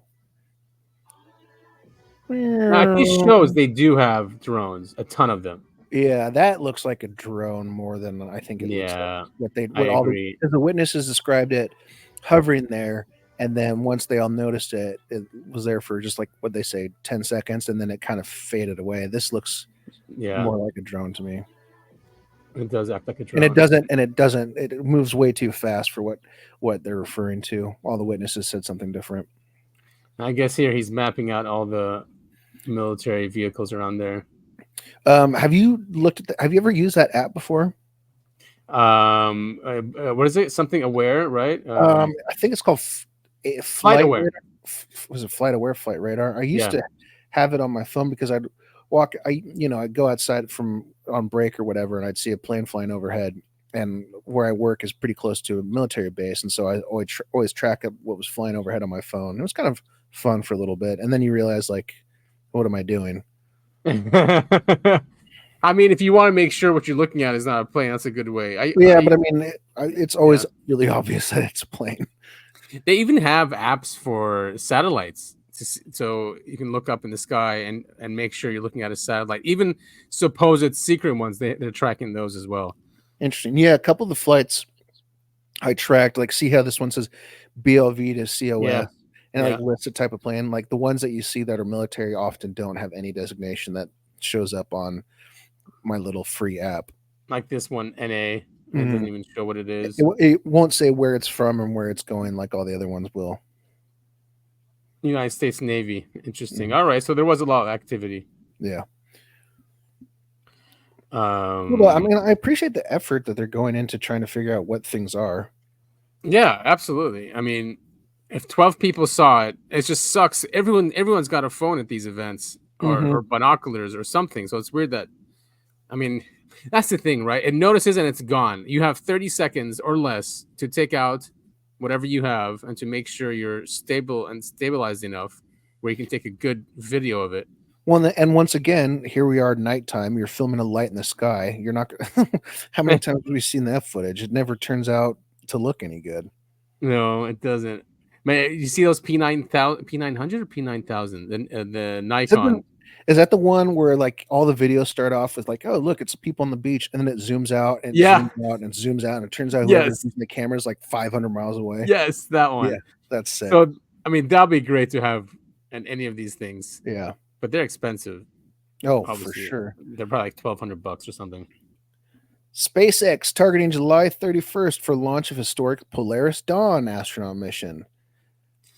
Yeah, so it'll be the second space flight for the billionaire Jared Isaacman, but it is the first commercial space flight mission with a spacewalk. So that's this month. Pretty cool. Polaris Dawn, part of a private human spaceflight program funded by a billionaire, Jared Isaacman, will launch no earlier than July 31st. Man, these freaking billionaires, take me with you. I know. Send the cool people up to space. Exactly. Like normal people, not billionaires. Did I tell you this is only tangentially related? You said regular people. I have an idea for a debate where you've got your two primary opponents, right? You got Trump, you got Biden, and you just have a third person you picked up off the street. That's great, actually. And all three of them have to answer the same question. Yeah, because I mean, the other two probably have an agenda. And there's probably an overarching agenda. But if you bring some normal guy out from nowhere, what are you gonna do? Brief him quickly? Yeah, no. Just say, what are your thoughts on the war in the Middle East? And Trump will talk about protecting Israel, and then Biden will talk about protecting Israel. And this guy be like, I've never been to Israel. I don't think I'll ever go there. But maybe we should not let them kill a bunch of Palestinians. What? Funny you say that. It's a funny clip I've queued up. That's pretty much exactly what you said. All right, so while people are going through war and starvation and whatever we are going through down here, we have billionaires going up just for a spacewalk. It's like literally like just jumping into the ocean and diving. But this guy so much cooler. So much cooler than jumping in the ocean. And could you imagine the entire planets beneath you while you're out there? I mean, that's why I love watching ISS videos.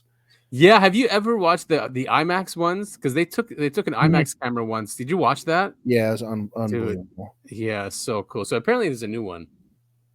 For a long time, I can't remember how I did it. It's too complicated. I figured out a way to make my desktop screen the feed from the ISS. Ooh, like a live feed? Yeah, because they've been doing the live feed from the ISS for like longer than 10 years now, I think. Right, yeah. And have you heard they're crashing it? I don't know when, but SpaceX got the contract. Oh, did they say what the timeline on that's going to be? No, and now there's an effort to make them stop doing that. Well, it's old now. I mean, they got to retire it somehow, and you can't really take it apart and ship parts of it back down the well.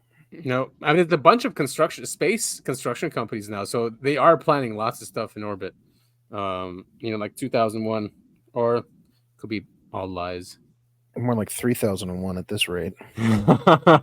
The crew plans to conduct the first ever private spacewalk with bespoke SpaceX spacesuits made for the effort, along with a raft of experiments.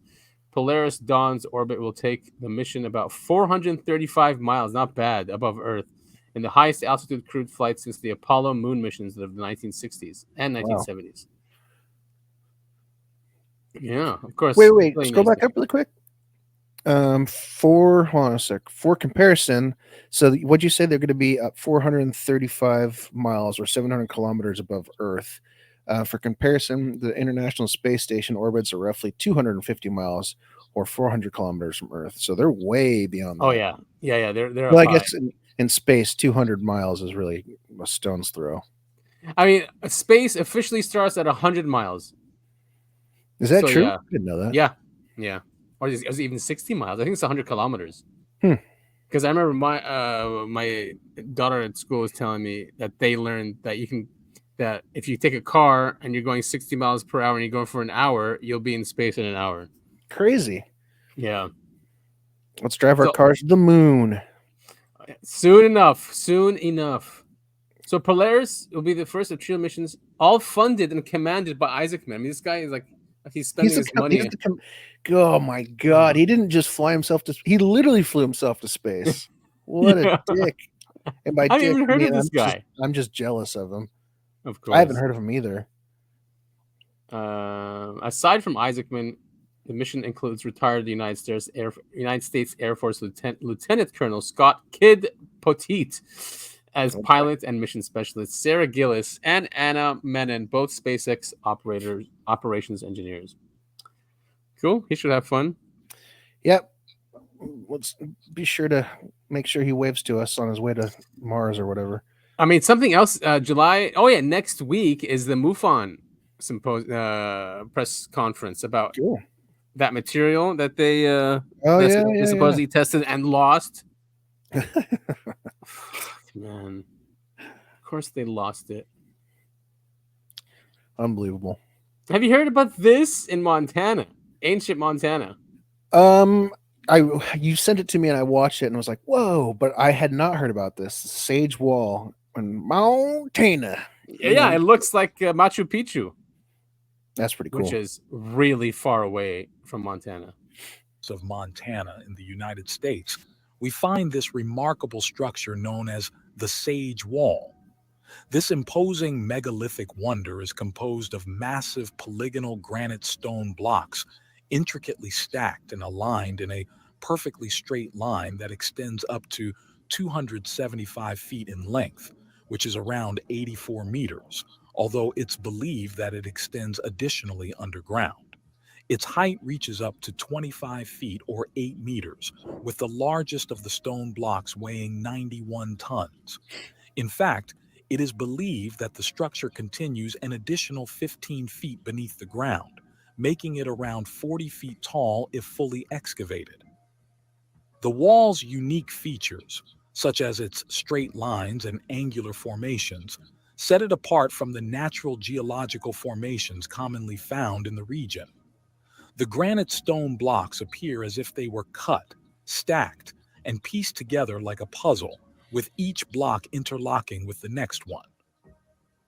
It's known that granite does not split into 90-degree consistent corners and angles, which made many researchers believe this could be some sort of prehistoric megalithic structure.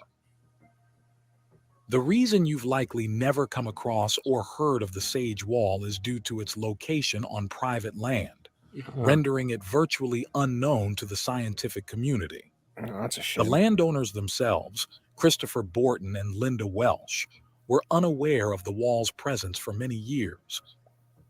Nestled on a mountainside, the wall was concealed by a dense canopy of fallen trees and thick foliage that had covered it for centuries, if not millennia.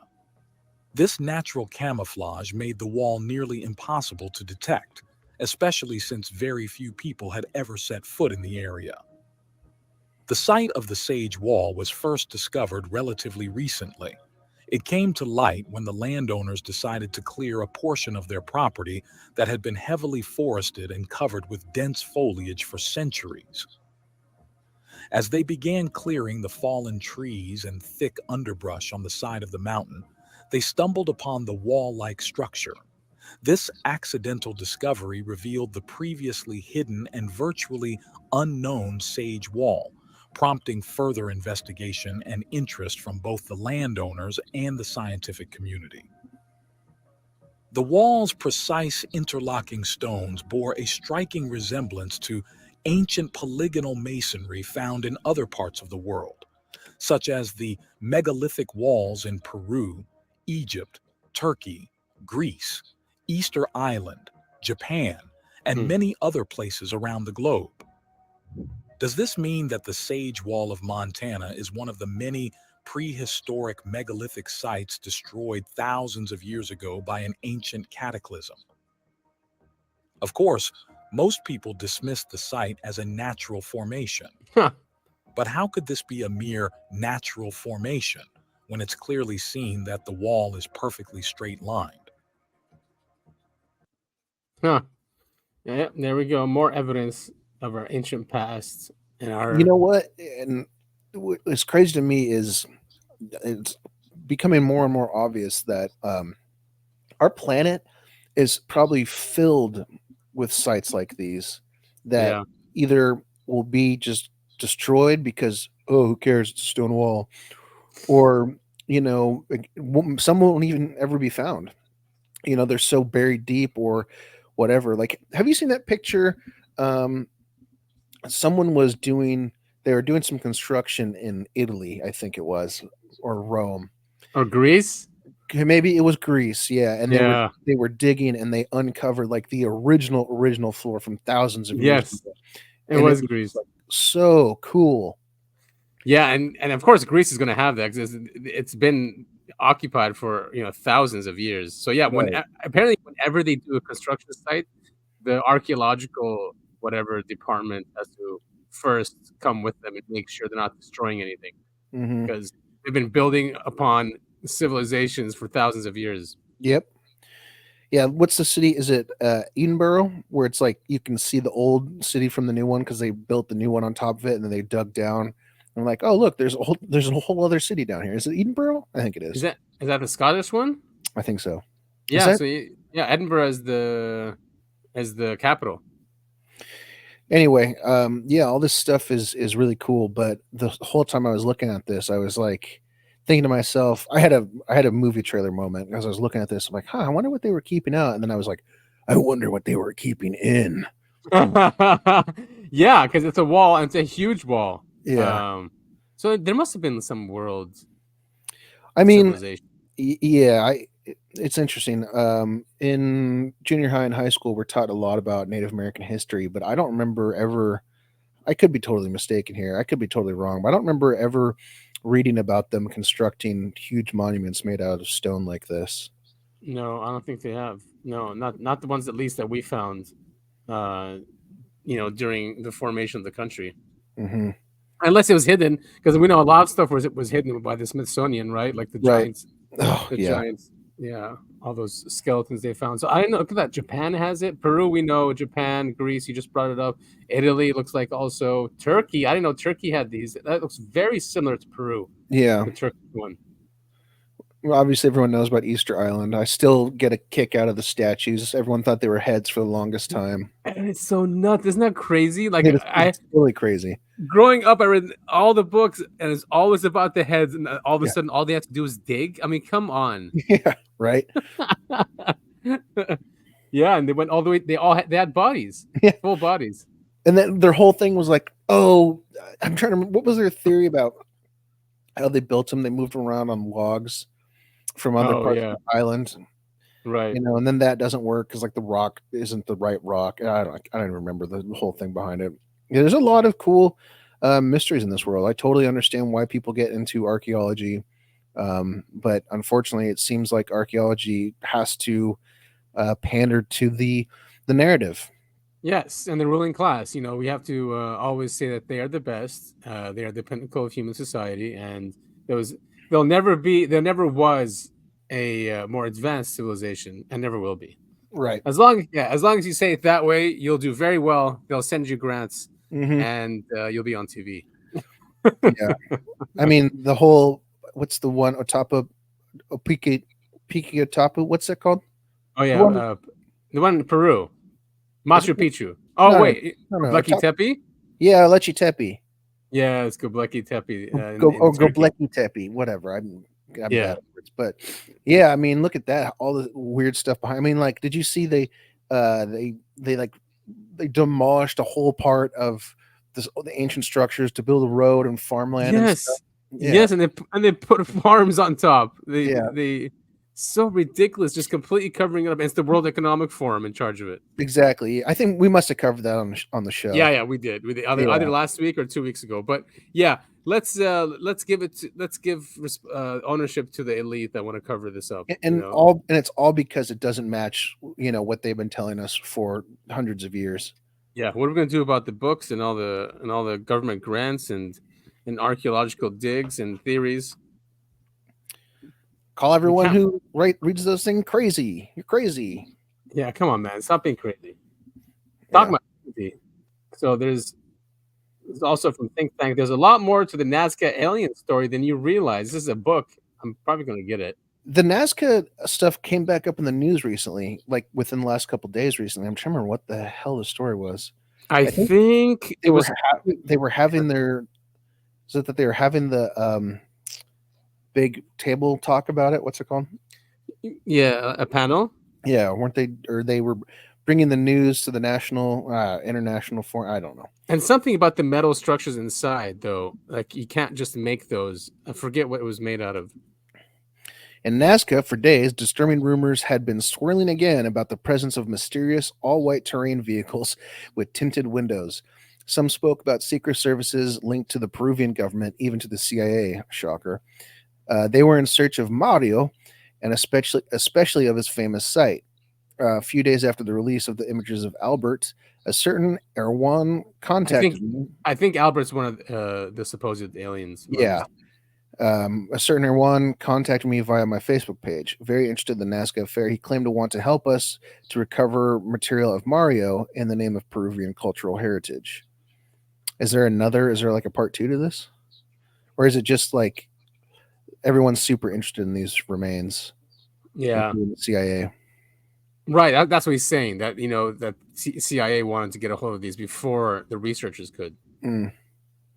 So this is the book Lost Paititi and the Non-Human Remains of Nazca by Thierry Hamin. So I guess he's one of the guys that has firsthand knowledge of these mummies. Probably a good read. Yeah, I'm sure it would be. And then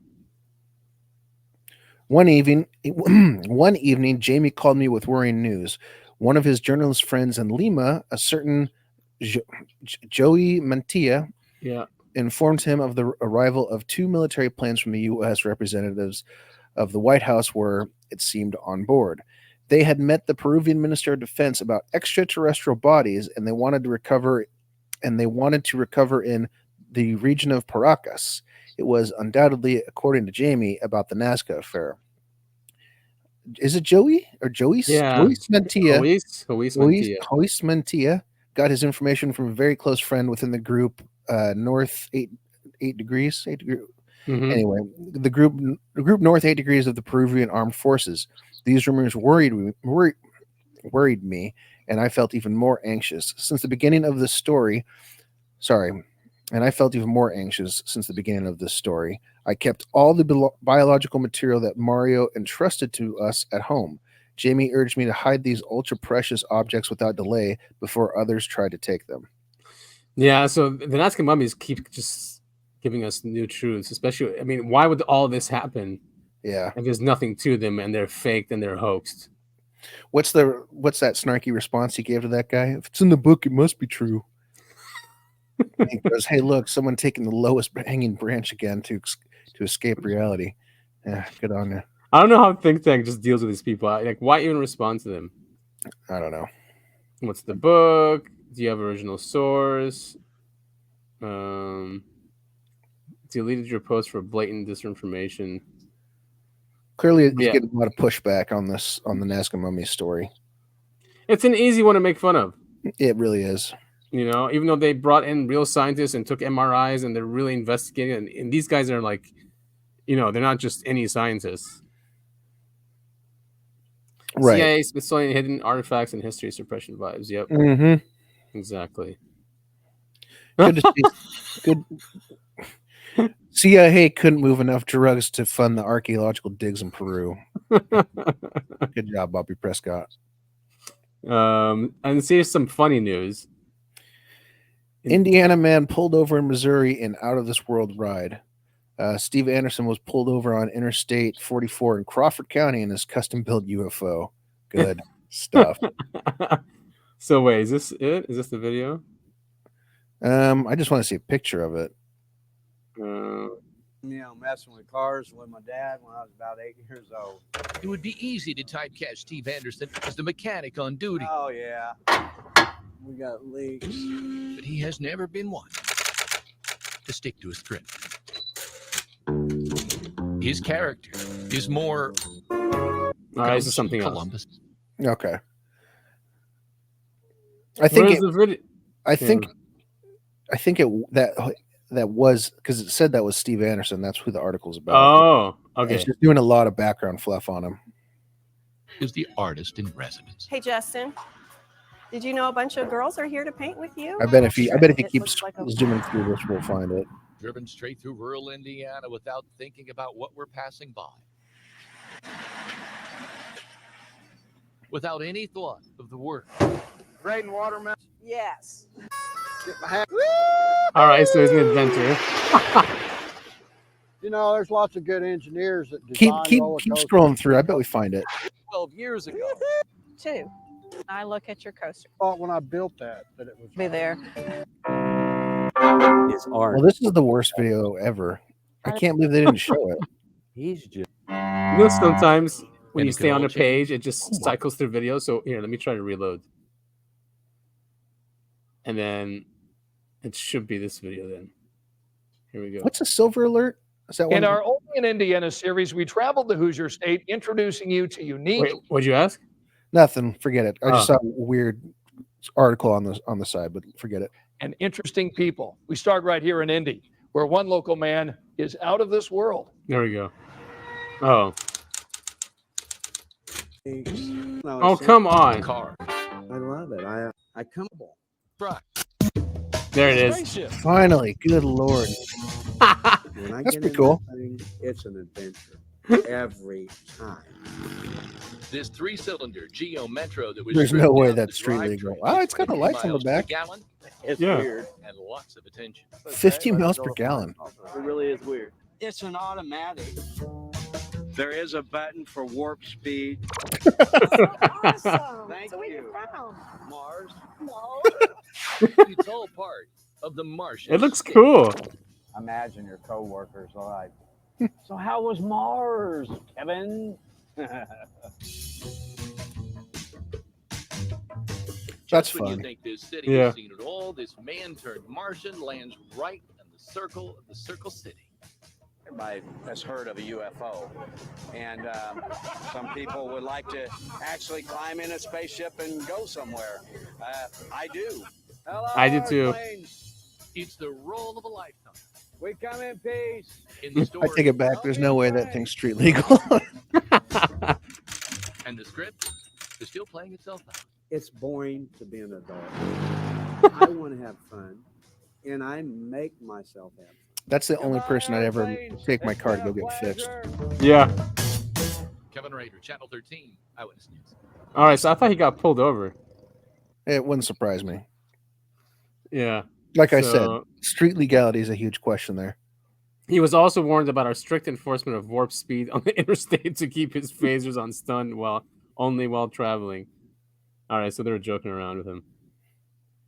The police posted a picture posing with him, so they must have let him go. Yeah. It isn't photoshopped. All right, I'm glad they're having fun. It's boring to be an adult. Yeah, we heard him say that. Video's private. All right. Cool beans. Probably on UFO and UFO. What is it? International UFO Day. Mm-hmm. And here's some news. This happens a lot because we've covered this a lot, where they sell files that they have or folders to someone else, or maybe just give it up for another investigative body to have them instead of someone else. So, massive collection of reports and sightings find a new home. Yay. Yeah, Maine's history with unknown flying objects goes back quite far. The state ranks relatively high for the eerie phenomenon. Nice. So let's see Moving to what- Maine.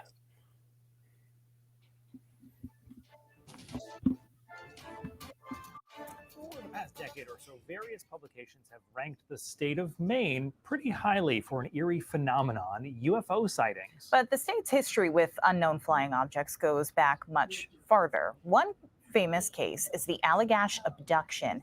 On an August night in 1976, Chuck Rack and his friends saw what they believe is a UFO. Rack also is an artist who turned the experience into paintings. He and 3 friends had been fishing on Eagle Lake. They built a large bonfire in the evening when the craft approached.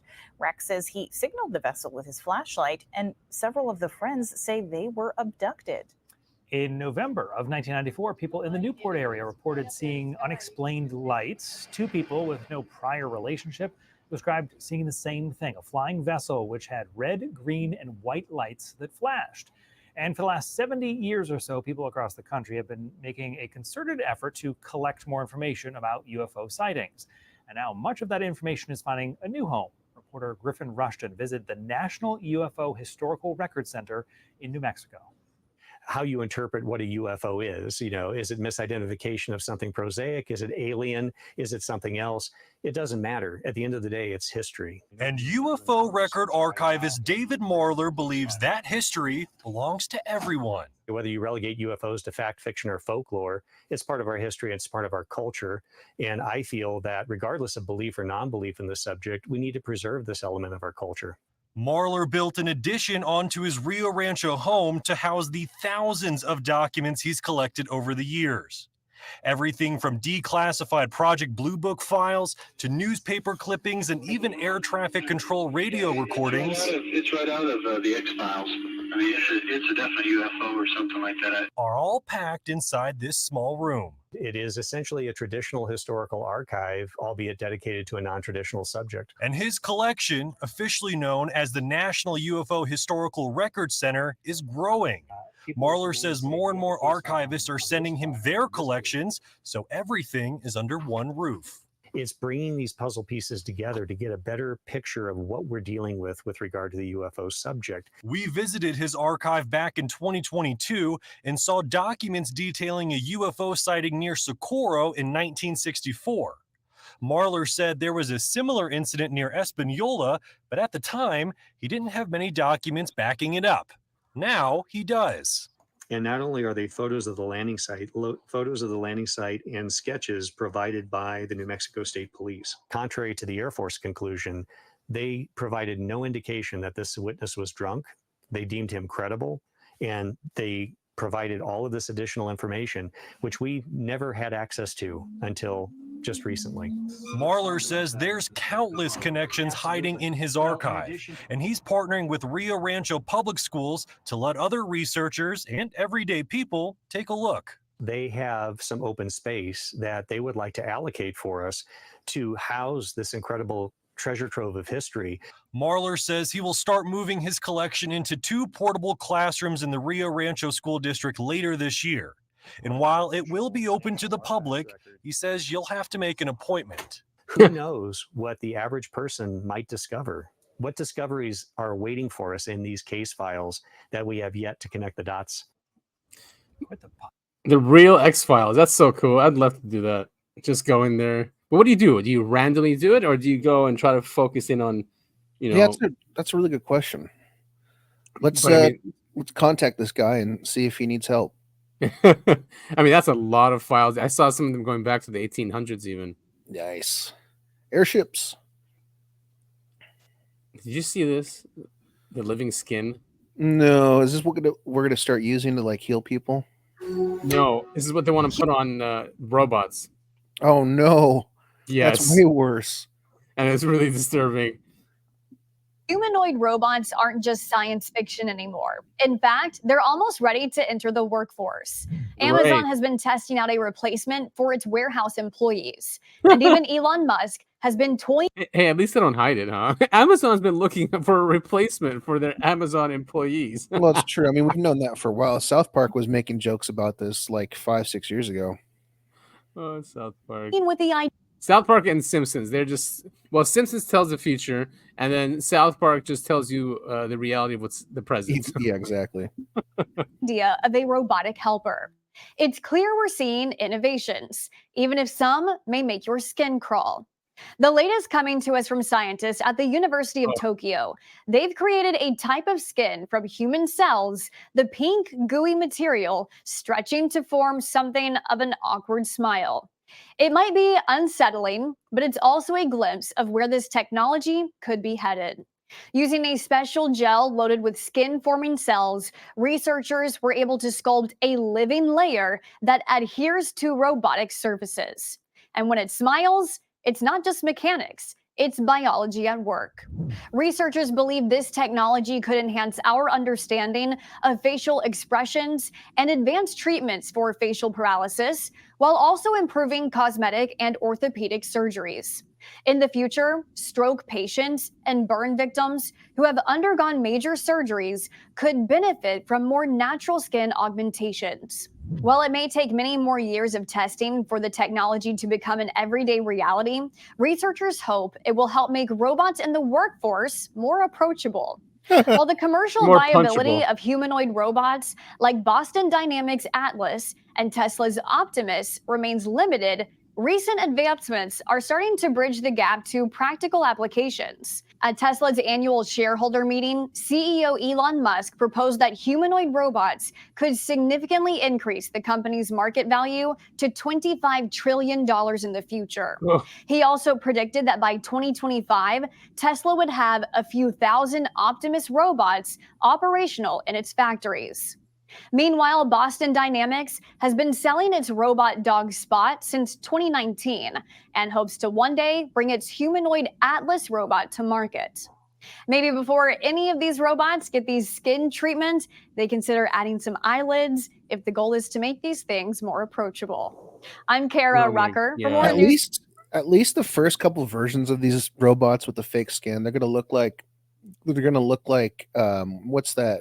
There's that phrase like when robots are close to what humans look like, but not quite, so you can still tell the robots, and it's really creepy. Not androids, is it? No. No. It's like a psychological thing with humans. It's kind of like the law of diminishing returns, but that's not what it is at all. It's like something like that. It's like, you can look at C-3PO and R2-D2 and you go, oh, cute robots. But if you look at like the Terminator, that's not a good example. If you look at like this video we just looked at, you go, oh god, that's creepy, because it's like it's close to human, but your brain recognizes that it's not human. Well, especially Optimus. I mean, it looks kind of eerie, Optimus. Yeah, but that's Optimus is still what I'm trying to say. This guy still looks like a robot. Yeah, they still look like a robot, but the first few generations of this human-looking robot is going to be so clearly not human. It's going to be creepy as hell.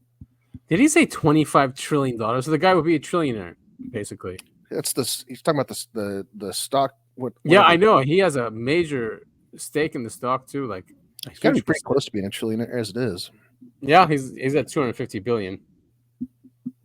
And now moving on to other news. Two leading Princeton MIT scientists say EPA climate regulations based on a hoax. William Happer, professor emeritus in physics at Princeton University, and Richard Lindzen, professor emeritus of atmospheric science at Massachusetts Institute of Technology, MIT, argued that the claims used by the EPA to justify the new regulations aren't based on scientific facts, but rather political opinions and speculative models that have consistently proven to be wrong. The unscientific method of analysis, relying on consensus, peer review, government opinion, models that do not work, cherry-picking data, and omitting voluminous, contradictory data, is commonly employed in these studies and by the EPA in the proposed rule. Mr. Happer and Mr. Lindzen wrote, none of the studies provides scientific knowledge, and thus none provides any scientific support for the proposed rule. All of the models that predict catastrophic global warming fail the key test of the scientific method. They grossly overpredict the warming versus actual data. The scientific method proves there is no risk that fossil fuels and carbon dioxide will cause catastrophic warming and extreme weather. Climate models, such as the ones that the EPA is using, have been consistently wrong for decades in predicting actual outcomes, Mr. Happer told the Epoch Times. To illustrate his point, he presented the EPA with a table showing the difference between those models' predictions and the observed data. And there he is. And that's the That's the article. It might. Right. I mean, so they're probably going to be fired. I'm sure. Of course. So, hopefully we just stop this nonsense. It doesn't look like it because yes, No. more people are waking up to it, but all the money goes into that. Like you said, these people will not get grants unless they rig the result of the paper that's being funded to show warming or to show catastrophic weather in the next few years. It's 2024 now, and it's the same weather that we were being warned about in the early 2000s, and with Gore in 2012, we won't have ice caps anymore. Yeah, I mean it's pretty telling that all these people who are preaching about like rising ocean levels are all buying ocean properties. Yeah, and the banks, are risking all that money and funding those. Like the financial world has its own risk assessments and ways to mitigate risks. Do you think they're going to spend billions of dollars on beach properties which will be gone? Right. Yeah. No. So, go to Google. Okay. And then type in uncanny valley. And what's this? This is the thing I was talking about where humans. Oh. It's the hypothesized psychological and aesthetic relation between. It doesn't matter. That's a whole lot of nonsense. It's people when you can, like, if you click on that chart there. Whatever. We could open up Wikipedia. It's just saying, you've never heard of the uncanny valley? I have not. No. Huh. So they're saying it's a Japanese. I think that's just where the term originated, but it's just when you see a robot, you can go, oh, that's okay. Here you go. That's a great chart. So it shows human likeness, an industrial robot, humanoid robot, stuffed animal. But it's on a scale. It's on a scale for affinity, right? So it's when it's a humanoid robot, oh, cute, stuffed animal, cute, and then when you look at a corpse, you go, okay, there's something clearly wrong here because it's not human, but it is human. And zombie, of course, is worse. But a healthy person, you're gonna be like, oh, okay, that's a healthy human. But in that uncanny valley, that spot in the middle, yeah, you get creeped out as a human. You've never seen that before. I see it. You've seen a robot that is almost human, but you go, oh, there's something wrong here. Yeah, something wrong. Exactly. So that's what it is here. So that's why I was saying that with that last article, the first couple versions of those robots with the skin are going to be deep down that uncanny valley. Cool term. Yeah. Really cool term. WikiLeaks is back in action. We covered last week that Assange is out. And of course, now this comes out. You want to read it? Verified document from Israeli Ministry of Intelligence in October 2023 suggests forced excuse me, hold on. Excuse me. Suggests forced displacement of Gaza civilians to Egypt would yield positive and long-term strategic results.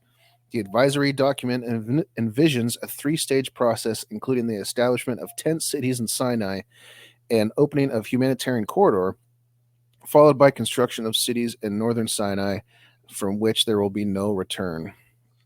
Oh boy. Yeah, so obviously October 7th, and people say October 7th was allowed to happen, and all that, and now that makes sense. If they were already planning this before even October 7th, yeah, that they want to get rid of the population of Gaza and put them in the Sinai Desert, which is basically Egypt, mm-hmm. And in tent cities. I mean, it's ethnic cleansing. It's exactly what it is. Yeah, official document. So more proof that what we're seeing is just a planned thing, and there are serious holes in in October 7th. And this is what I was talking about when we talked about the debates. So this is Americans' fealty to Israel is embarrassing. Yes. Now, I think someone did this. It's not really South Park, but it's of course, style. Yeah, South Park style. Presidential debate. Tonight's format is a bit different. Now, instead of the usual Q&A about domestic issues and foreign issues, our candidates will instead compete to win over Benjamin Netanyahu, the foreign leader who actually decides elections in our sham of a democracy. Gentlemen, you have 90 seconds. Go. Believe me, I'll send you the best, most beautiful weapons, tanks, jets, you name it, Come on, man. I'll completely defund the ICC and the ICJ. You can't get charged with genocide if there's no group that can if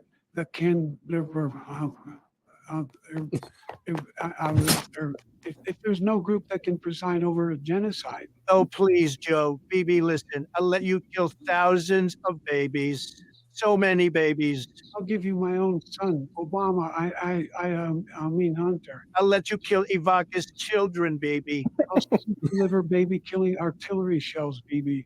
White phosphorus, cluster bombs, all of it. You know what? I won't just expedite your weapon shipments. I'll let you ethnically cleanse all of Gaza and even parts of Egypt. I'll make sure that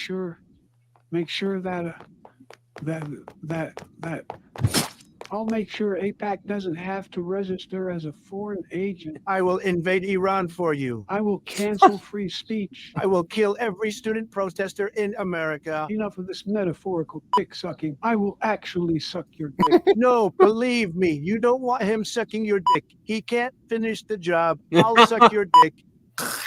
Hey. Oh, God.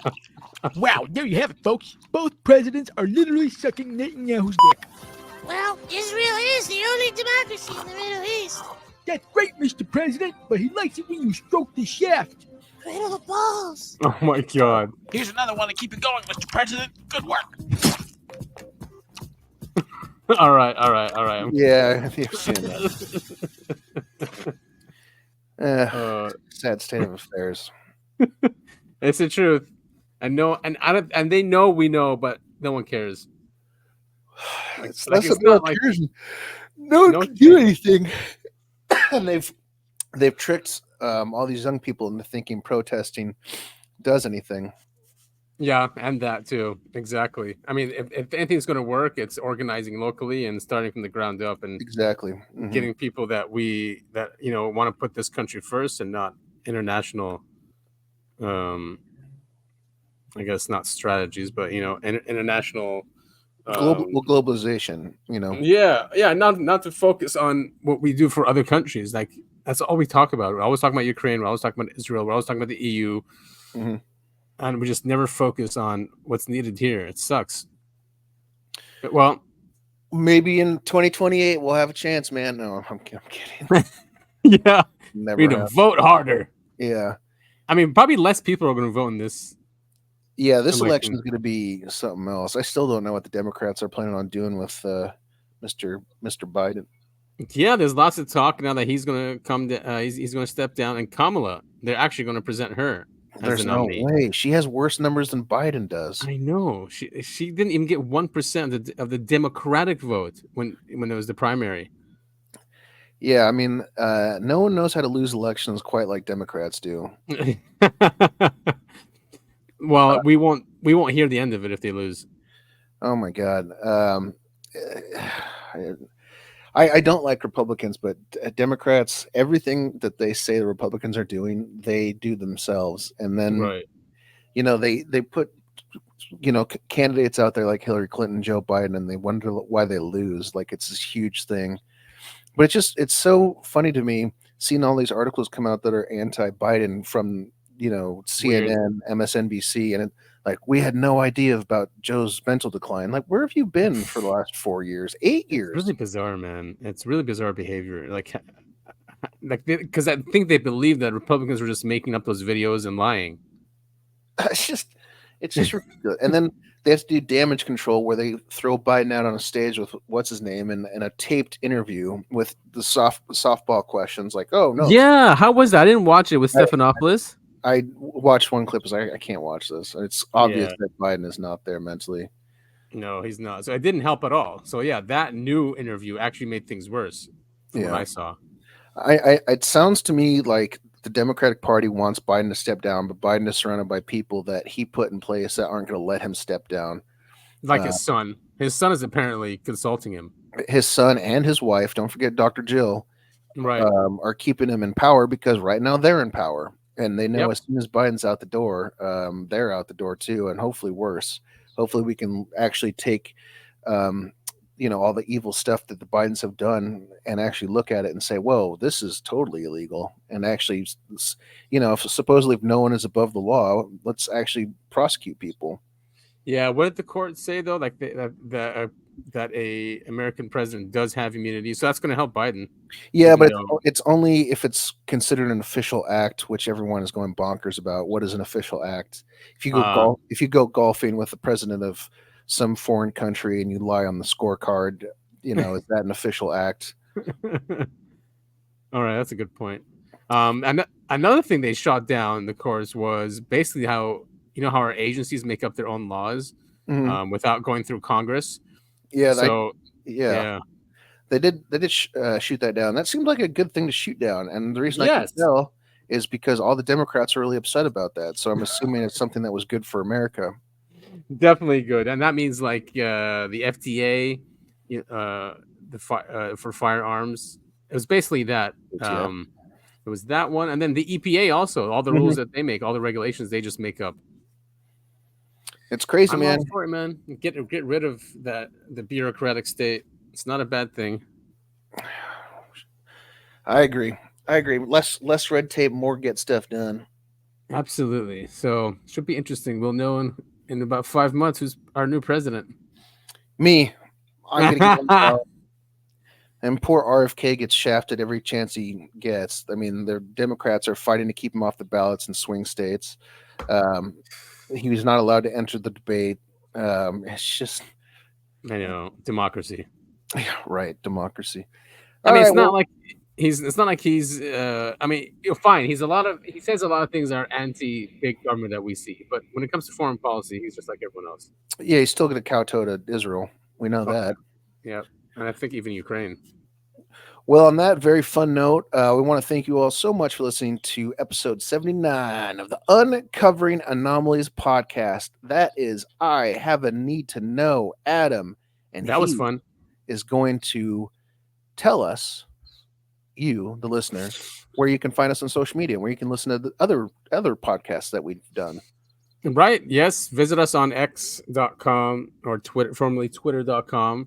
At UAP the podcast. I'm at Breakaway Civil, and Topher is at Topher It All. So go on Twitter, follow us. You'll find great stuff with the UFO Twitter or UFO X, UAP X. There's a lot of misinformation that comes out there, especially fake videos. But still, I mean, there's a lot of people you can follow on there, like Christopher Mellon and all the other heavy hitters in the industry. So hit us up there, start a conversation. Let us know if you want us to cover something. Let us know how we're doing. Yeah. And we are on all the podcasting platforms. Leave us reviews. I've seen a couple reviews on Apple, but keep those going. Let us know how we're doing. We're mostly on Spotify, which you can watch this video on, not just listen to it. But you can also listen on most podcasting platforms like Apple and YouTube now. I think it's YouTube Music. But is it Castbox? iHeartRadio still does well. Rumble, hello Rumble. We're getting a good following over there. Yeah, and YouTube is slowly but surely climbing. We're at 60 subscribers now on YouTube. But yeah, slowly but surely over there. And on BitChute, hello BitChute. You guys also watch us all the time. And Odyssey. Other than that, everywhere. That should be everything. Yeah, we're pretty much everywhere. You'd be hard pressed not to find us. Yeah, and if you Google us, you'll see all those on there. Sweet. Which is cool. Yeah. Well, thank you, Adam. I am Sir Topher of the Great Moon Titan. And yeah, this was fun. This is a good idea, doing the hybrid deep dive and weekly world news. What do you want to do next week? Oh man, the Phoenix Lights is one, but people I think we should keep this. We should talk it off air and come up with a surprise for our audience. Sweet. All right, thank you all for listening, and we will see you all next week. All right, next week.